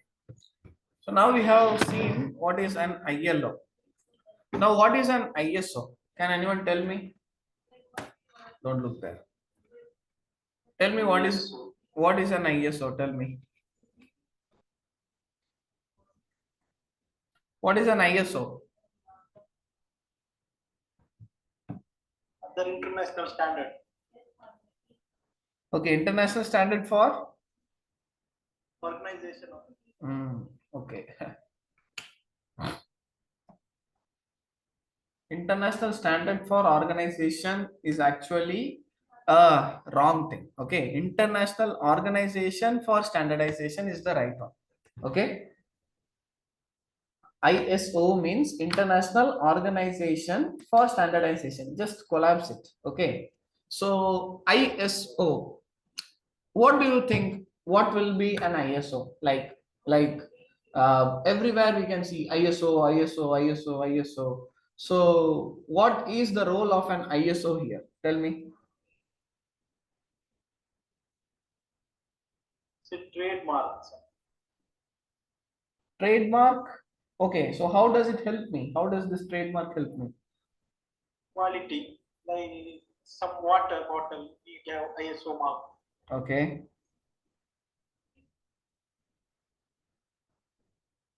Other than that? Everything will be safety. Actually, ISO in the sense it is giving a standard. For example, if I'm seeing a rich guy, okay, tell me who is the richest person of your country? Tell me. It's so Bill Gates. No, I don't. For your country, I'm talking about your country. Ambani. Okay, Ambani. Okay. So Ambani is the richest person. Okay. So Ambani or Ambani related works, whatever we are seeing. For example, I can see the Reliance call center. I can see Reliance Petrol, Geo, Reliance Petrol Bunk, anything. Okay. Reliance Petroleum Plant or anything I am able to see. Okay.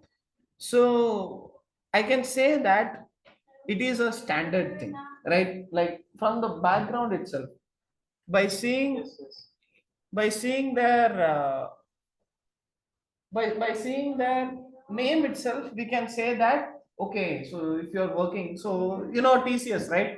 So nowadays TCS means they are saying it as it is also a government company, because yes, although it is a private company, but still it is giving a lots and lots of features to their employees, right?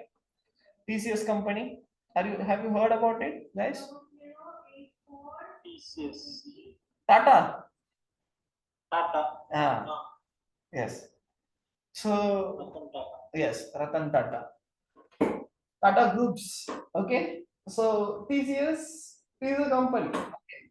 So like various things. For example, okay. So are you all known about this dark fantasy biscuit? It's a biscuit. Yes, dark fantasy choco pills, right? Right, yes. like choco larva will be inside that biscuit. Okay, so who are their competitor company? That is Britannia is there, Sunfeast is there. Okay, so Britannia biscuit is there, Sunfeast is there, even Good Day they have now brought up with this. Yes, Good Day also they have brought with that choco fills. Okay, so Good Day is there, and also Cadbury. So see, product is one. Okay, but the brand, see here, Good Day is there, Cadbury is there, Britannia is there, Sunfeast is there, and finally Dark Fantasy is there. So if I'm going to a shop and I'm looking for this choco fills, which one will you choose? Tell me. Brand like. Yeah, see, everything is branded here. Cadbury is a big brand, Sunfeast is a big brand, Britannia is a big brand, Dark Fantasy is also a big brand. However, Dark Fantasy is a product of Sunfeast only. Okay, so tell me, there is a total of 3 brands now: Sunfeast, Britannia, and Cadbury. Which one will I choose? Cadbury. See why? It's my brand, so I feel. See, why is because Sunfeast, because I have mentioned it as Choco Fills, okay, and Cadbury is the only brand that gives chocolate in a very good quality. Yes. So Sunfeast does not give you chocolate. Even though it gives, there is not a big market for Sunfeast. Britannia gives you the chocolate, but not as big as Cadbury. But Cadbury is specialized for giving the Cadbury chocolates, right? So as soon as I am mentioning it as Choco Fills, I am saying that, okay, Cadbury, give me the Cadbury. Price is same, quality is same, only the brand is different, and I am mentioning going by the brand. Okay, so ISO gives you that brand. Okay, is it all understood now, guys? Yeah, I got it, sir. Okay, very good. So ISO was founded in 1947, and same as ILO, ISO has a lots and lots of member nationalities also. Okay, so ISO has formed various amount of standards. Okay, so since we are getting to learn about health and safety, we will be only looking on to ISO 45001, that stands for Occupational Safety and Health Management System, OSHMS. Okay, so that we'll see on the element number 2, but for now I have just given you the introduction about this ISO. Okay, so now yes,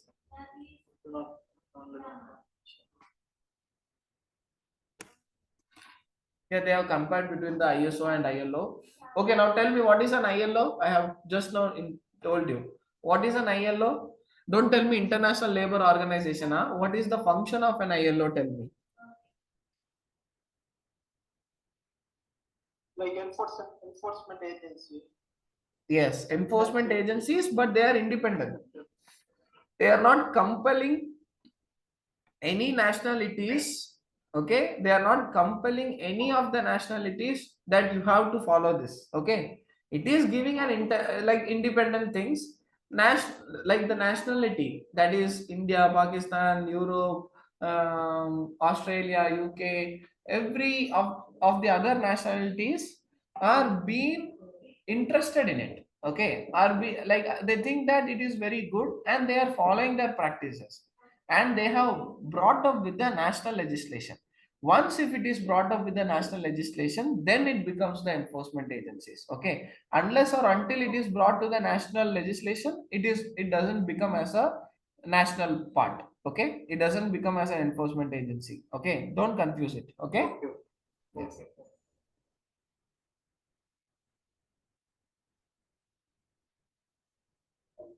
Yes.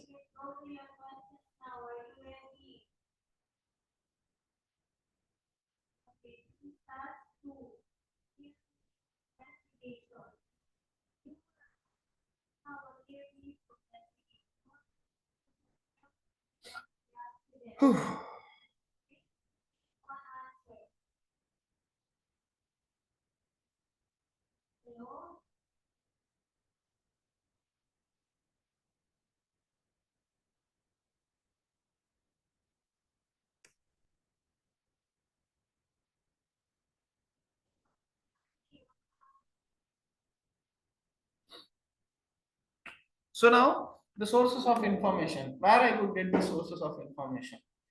So I can refer with the health and safety related sources of information from hsc.gov.uk. So these are all the websites, guys. Okay. So just make a note of it also.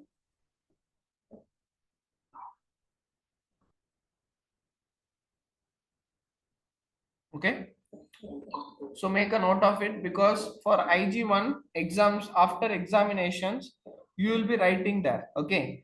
You will be writing there in the sense, after the examination, finally, there will be a reference column. Okay. And in that spot, that is the reference column, you have to mention things in the sense, you have to mention such as from where you have got this information, or what was the reference for you. Likewise, there will be the reference column, and you can use this websites: www.hsc.gov.uk, osha.gov, osha.europa.eu, and commerce.wa.gov.au. Okay, so these are all the websites, and you can just have a note about these websites. Okay.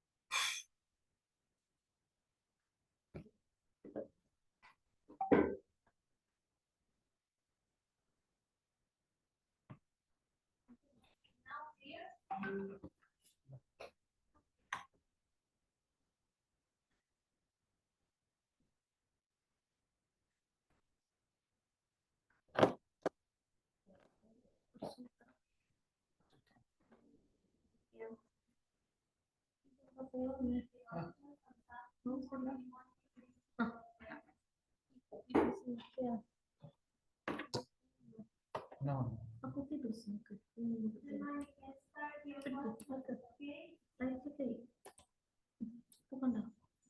Wait.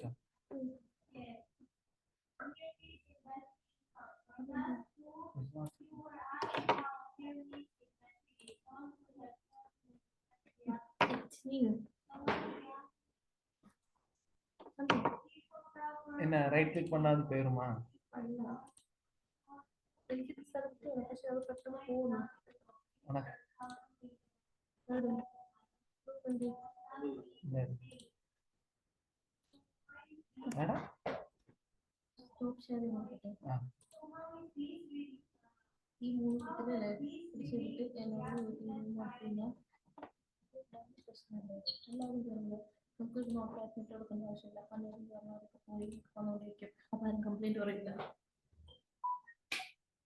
Super nice.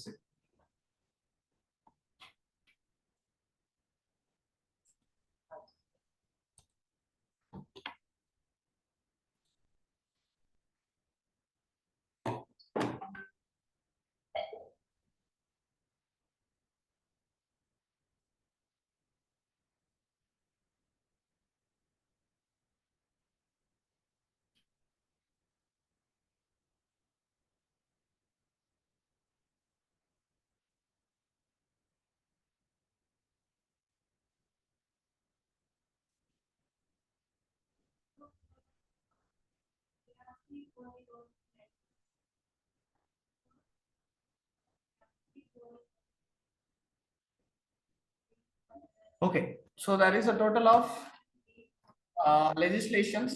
So legislations, we are aware about it, right? So what is the legislation? Acts, decrees, regulations, and orders.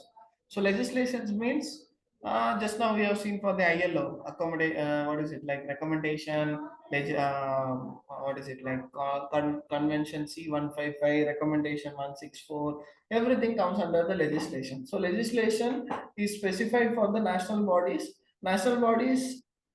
So ILO goes with recommendation and convention number or article number, but legislation is for the national bodies, acts, decrees, regulations, and orders. Okay. So these are all the terms commonly used here. So there is a total of 4 levels of duty. 4 levels of duty means once if it comes under your national regulation. Okay. So first thing is absolute. Absolute means what is given there from the legislation, it has to be followed as a mandatory. Okay. So mandatory means, for example, it is an organization's duty or else an employer's duty to give you a very good welfare with facilities, right type of equipments, tools, and right people also. Are your organizations giving it or not? Tell me. Hello? Hello? Yes. Okay, so it is very mandatory for an organization to give you certain things in the sense like facilities, welfare, and then for giving you a safe place to work, plus giving you the right people, right type of equipment. Is your organization or employers giving you or not? Tell me.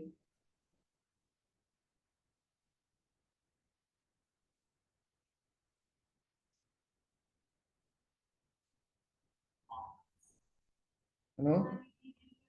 So can you repeat question? Oh my god, how many times, yeah?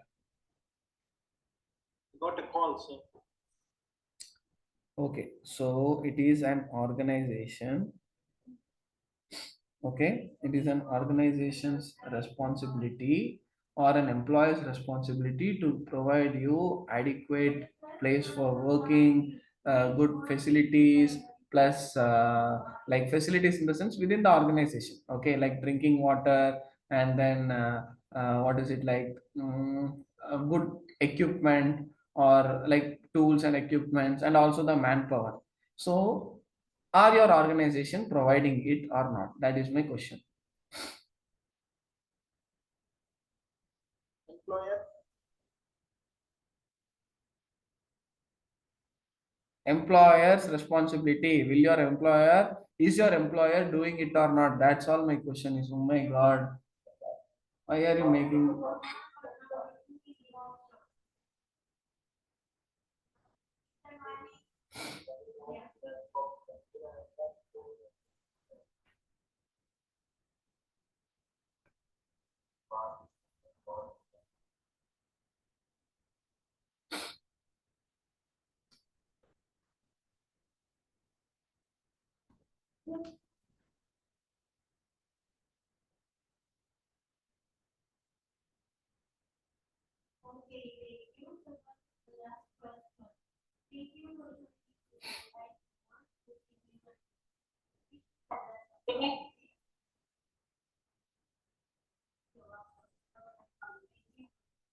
Okay.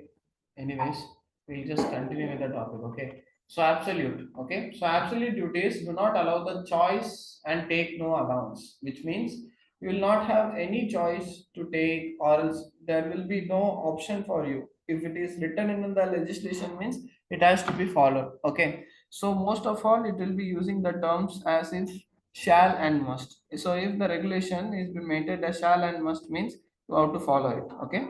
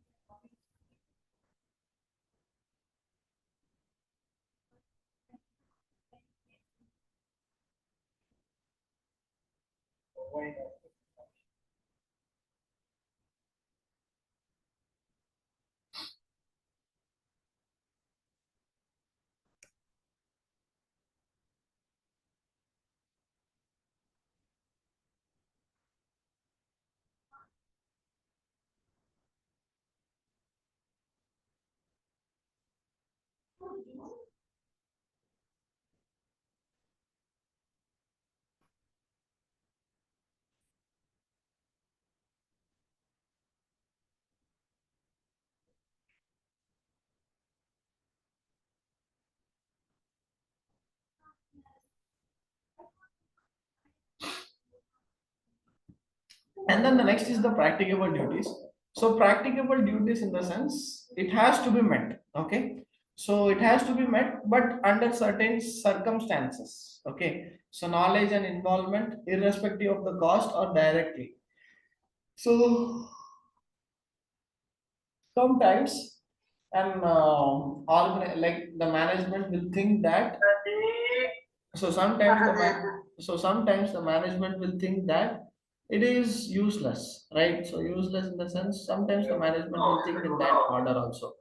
So it is useless to follow this practice, or else it is useless to continue this particular session, or else it is you because it costs much money, and all these things will be like a secondary thought for a management. But if it is a practicable duty, it has to be again done. So absolute and practicable means irrespective of the cost, it has to be mentioned, it has to be practiced. That's all. Okay. Next is the reasonably practicable. Reasonably practicable means there are certain things. Okay, for example, the legislation will say that, okay, so provision of PPE. Okay, so different organization gives you different quality of the PPEs, right? So you cannot say that the organization must give me this kind of PPE. However, they are giving it to you. Okay, so they are practicable, but they are reasonably practicable here. So, hey, who is that switching on your mics and talking?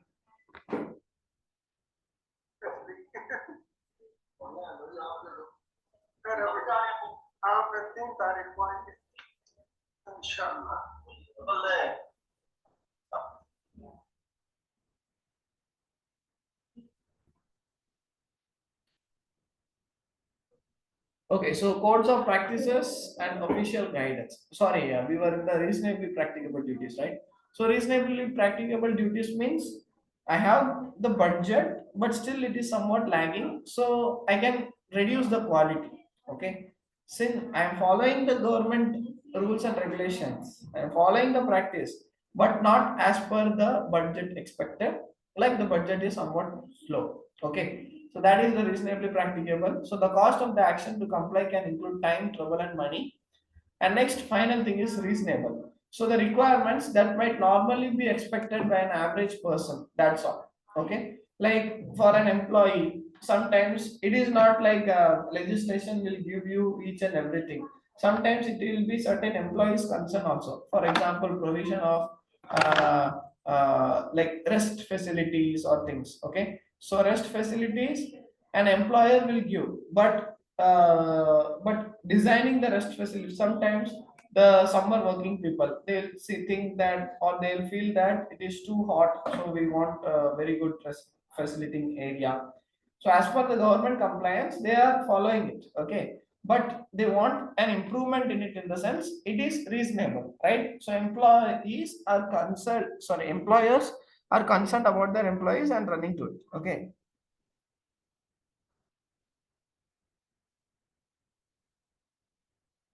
So that is the reasonably reasonable things. Okay.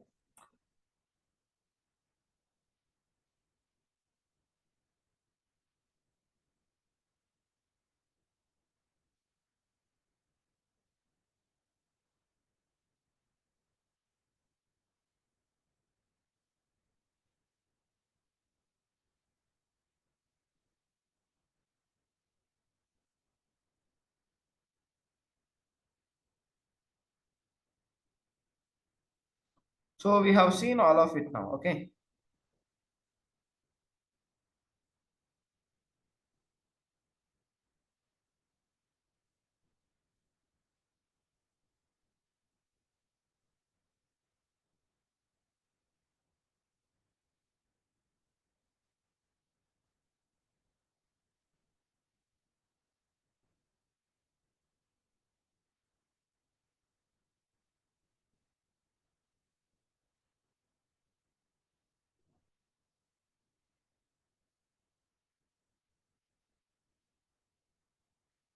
So now let's look onto the code of practices and official guidance. Okay. So in many countries, the legislations. So for example, for the health and safety, especially for the health and safety, the COPS, we call it as COPS. COPS means code of practice. Okay. So it varies based upon the organization. Okay. Like it varies based upon the locality, or based upon the nationality. Okay. So it just varies time to time.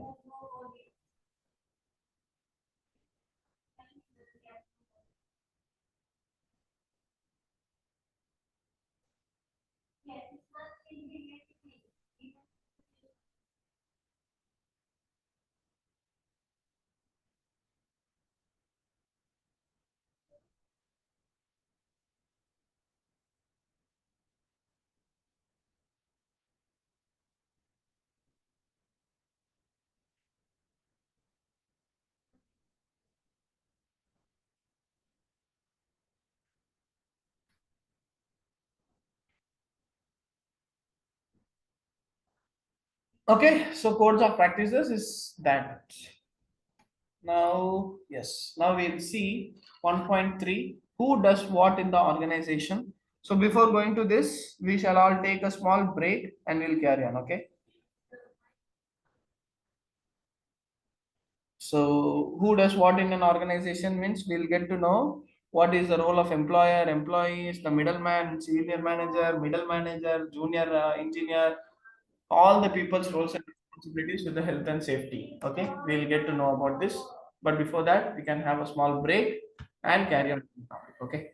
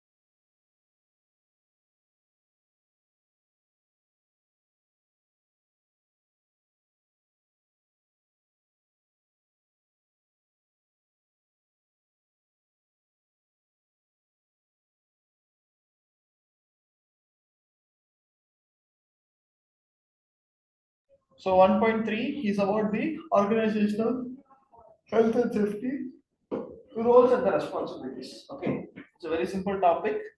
Okay, very simple topic in the sense you'll get to know what are all the people within the organizations, their roles and responsibilities as well. Okay.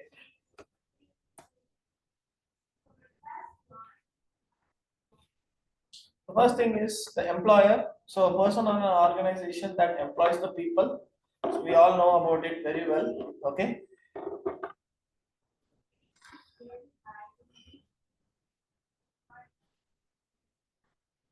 So who is an employer? Employer is normally an organization or else it could be a corporate body also. So in basic, they are the employers. Okay. So what is an employer's responsibility? So employer's responsibility is to make a safe place to work, safe plant and equipment also, and also a safe system of work, training, supervision, and competency of the staffs. Everything comes under the employer's responsibility. Like this is just a general thing. Okay. So we'll just go by this part as well. So roles of the directors or the senior members. So who is a senior member? Of course, a person next to the employer is called as a director or else a senior manager. Okay. So now what is their role? So to ensure whether the organization's legal responsibility for the health and safety is under control or not. That comes as the responsibility of a senior or else a director. Okay.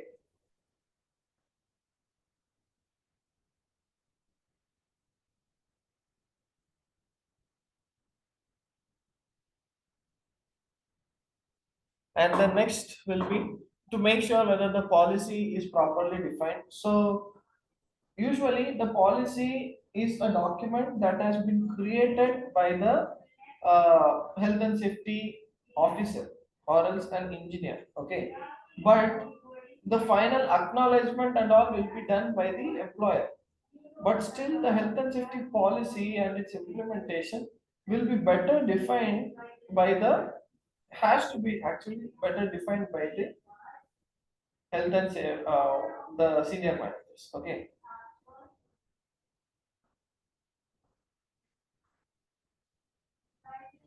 So that's the role of a senior manager. Okay. And then resources are provided for safety arrangements and responsibilities are assigned within the management structure or not. And finally, the leadership is given by the senior management of it. Okay, so these are all the common things that a senior manager or a director must take care of. Okay, so see, there will be the top management, that is the employer, and then comes the senior management or the directors and all. Okay, so a director or a senior manager must look on to the prioritization as well. So how the organization is prioritizing for the health and safety. What are all the plans to be made for monitoring the health and safety and its effectiveness also will be determined by the senior management. Okay. So this is the thing. Next is the role of the middle manager and supervisors. So they are specifically responsible for the creation of the safe system of work, SSW. Now what is a safe system of work? Safe system of work is any safety procedure, any activity or any of the organizational functions has to be undergone through the SSWs. Okay, so safety equipment is properly supplied and maintained and also used. So the company workers do not create the risk to others. It's a known thing. So legal records are legally maintained and inspected also. So appropriate trainings, arrangements, everything will be made under this middle managers. Okay.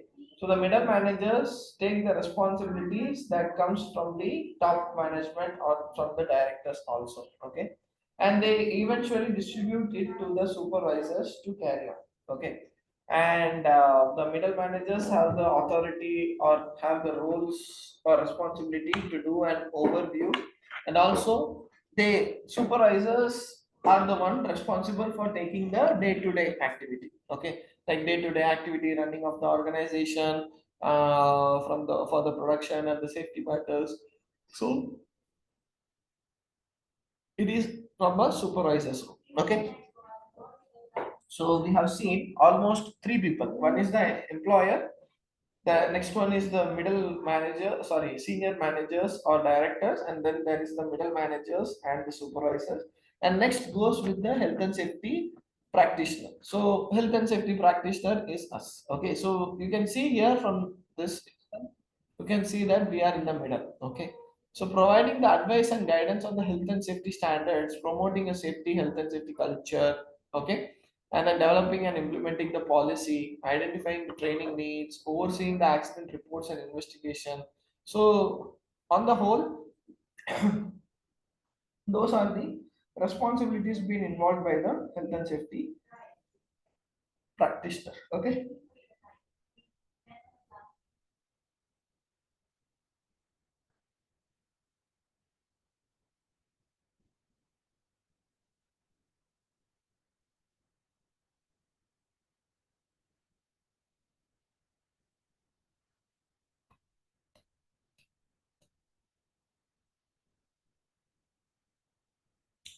Okay, so that was the roles and responsibilities of the health and safety practitioner. Okay, so next is the workers. So responsibilities of the workers will literally include the reasonable care of their own health and safety.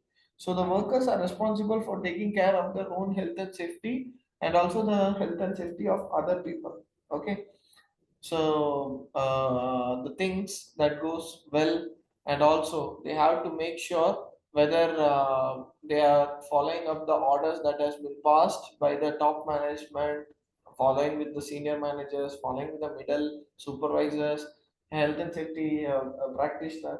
So all of these has to be followed up by the workers. Okay, and next is workers also have a responsibility to cooperate with their employer. These duties apply when the worker is at work. Okay, so these are all the responsibilities for the workers as well.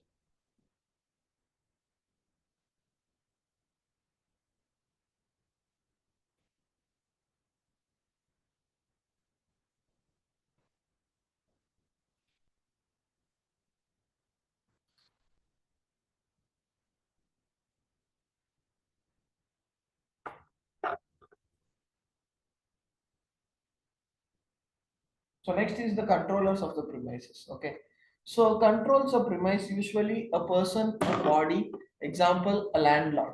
So for the places, especially for the places, there will be the controls of the premises also. So controllers of the premises means.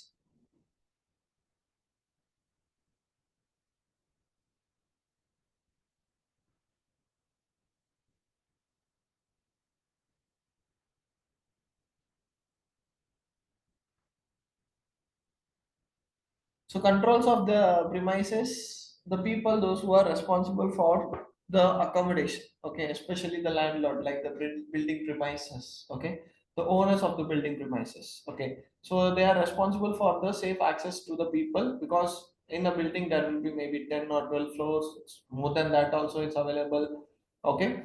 So literally these people comes under the building premises responsibility. That is the controllers of the premise, building manager, building owner. To safe and well-maintained building has to be provided by them. Compliant with the legal requirements, sufficient cooling, lighting, and heating has to be provided, and also adequate welfare facilities is to be given. Okay, so that's all for the building welfare facilities. And next is the roles and responsibilities, self-employed. So they have similar duties to the employer. They are individuals working without a contract of or employment also. And also self-employed are the people those who does the freelancing. You would have heard about this freelancing and all. So take responsible care to protect their own people. Like for example, if like the freelancers may sometime need certain people's help. So the people coming under them, it is also under their responsibility. Okay, so they have to take care of them. Okay, and also to protect their own health and safety, it is their own task. Nobody is going to force them that you have to do this or that. So it is upon them.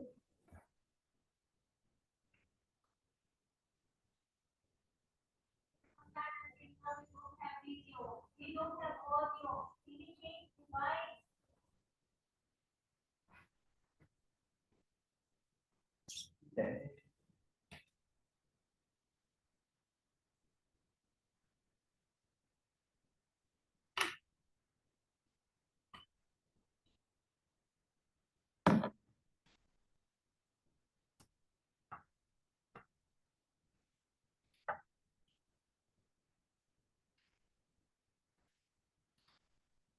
So next is the roles and responsibilities. Supplier, manufacturers, and designers. Okay. So they have some legal responsibilities similar to those of the employer. Okay. Because supplier is another employment person, right? Because supplier is a person who supplies his products to the organization. So the suppliers comes with the what is it, like chemicals, designs, okay. So other than that, constructions, okay. So suppliers, most of all they give like an agency, so they have a separate manufacturing unit, and the salespeople does the supply of the manufactured thing. So they are also similar to the employers. So what is an employer? So employer task is to take care of them, like is to give a safe working place for the people to get to work. Okay, so that is the roles of the employers. And also suppliers and manufacturers and designers are adequately designed, constructed, and tested or not. Before distributing it to the market, it has to be very well tested, and finally it has to be distributed to the market. So come with appropriate instructions also. So a supplier, a manufacturer, and a designer must come with their appropriate instructions. Okay. For chemicals and substances, there must be the MSDS, Material Safety Data Sheet, which has to be developed, okay, and come with appropriate information whenever applicable, okay.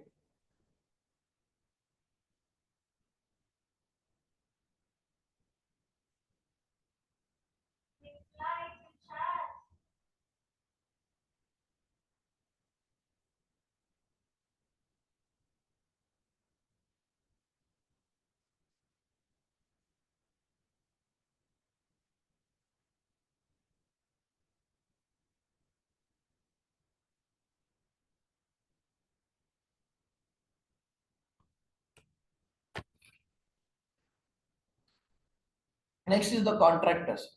So contractors are responsible for their own health and safety. Okay. So who is a contractor? We all know. So based upon the clients, the contractors will be designed or segregated, right? So contractors are the person who is responsible for their own health and safety and the health and safety of others who might be affected by their work activities also. So contractors and client, so there is a difference between a contractor and a client. Okay. So contractors, I have mentioned, are responsible for their own health and safety. Okay, because contractors come under the client. So who is a client basically? A client is a person who nominates a contractor. Okay. Nominates a contractor means the contractor comes under that particular client. Okay, so he is a contractor and this is a client. So now a client is a person or an organization who engages a contractor, and a contractor is a person who engaged with the client direct supervision and control. The entire control will be done by the client only. Okay, but the contractor is the person who executes the job or task. That's all. Okay, so now we are going to see the criteria of selection for the contractors. Okay, so criteria for selection of contractors, there must be a health and safety policy from a contractor. Okay, and then there must be the examples of the risk assessment, at least examples. Okay, so the qualification and training records of the staffs has to be provided, membership of professional organization or certification body, like what certification body comes under this contractors, it has to be provided like for the client. Okay, because client are going to evaluate the contractor now, like for select, because for example I have a project and in the market if I am releasing the project in the sense like I want a manpower for this project, so immediately there will be 15-16 contractors at the spot looking on for your project. But the problem here is you want to evaluate them, right? So after evaluating only you can actually access them. So now I am going to evaluate them and finally give them the access for coming there. Okay.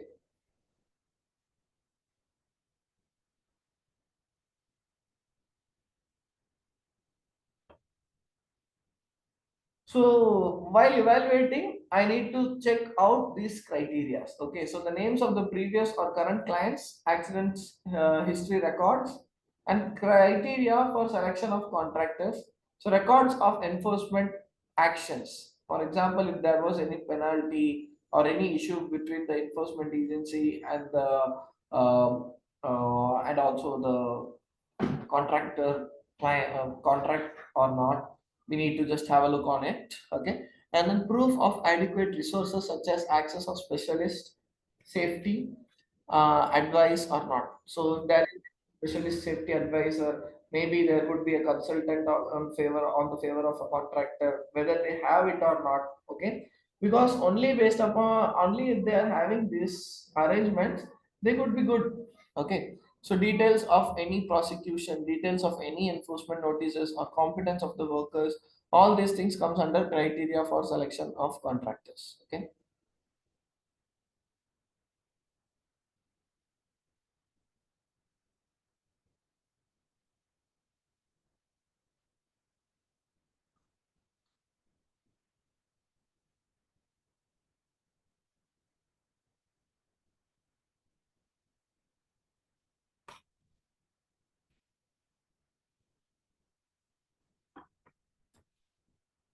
So next is the responsibilities of joint occupiers. So joint occupiers means, for example, there is an office. Okay. So the office has two entrance doors. Okay. But it is a quite big office. Okay. So for example, like one premise, definitely it will be holding of various floors. For example, 10 floors of a building is there, and all these 10 floors, for each and every floor there is a total of 3 offices. Okay, so 3 what means 10 multiplied by 3, total of 30 premises are there, like 30 offices are there. So 30 offices will be following their individual health and safety norms and conditions, right? The culture will be different. So it is an organization, it is a premises, a person who is in charge of the premise must conduct a risk assessment, provide the procedure for imminent danger, that if there is any emergency protocols or services, it has to be fire evacuation, emergency protocols, then they have to elevate the building as soon as possible. So accordingly, the arrangements will be made and then share information of risk to the workers, health and the safety. So these are all the things or responsibilities of the joint occupiers or premises. Okay. So by this, we complete the first element, element number 1. Okay. And that is the element number 2. But I hope we'll continue the element number 2 by tomorrow, because element number 2 is a very small element also. So we can complete element number 2 and 3 by tomorrow itself. But since we have one more hour left, tell me what shall we do now?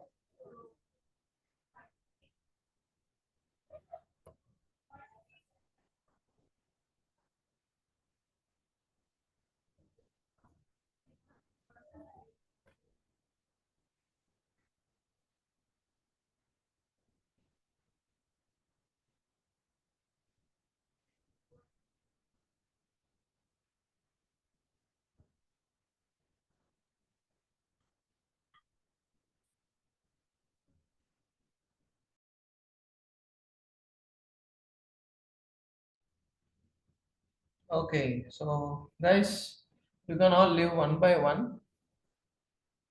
Okay, so everybody is from Pakistan here, right? Abdul, Aziz Khan, Abdul Munaim, Ahmadullah, Anis Rahman, Muhammad Fawad Zareen. Hello? Kamal Ahmad.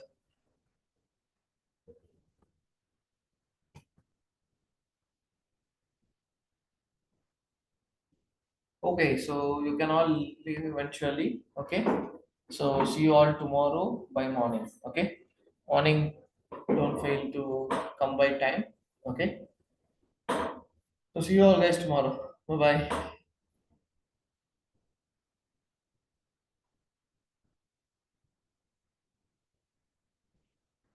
Yes, yes, you can all leave now. Yeah.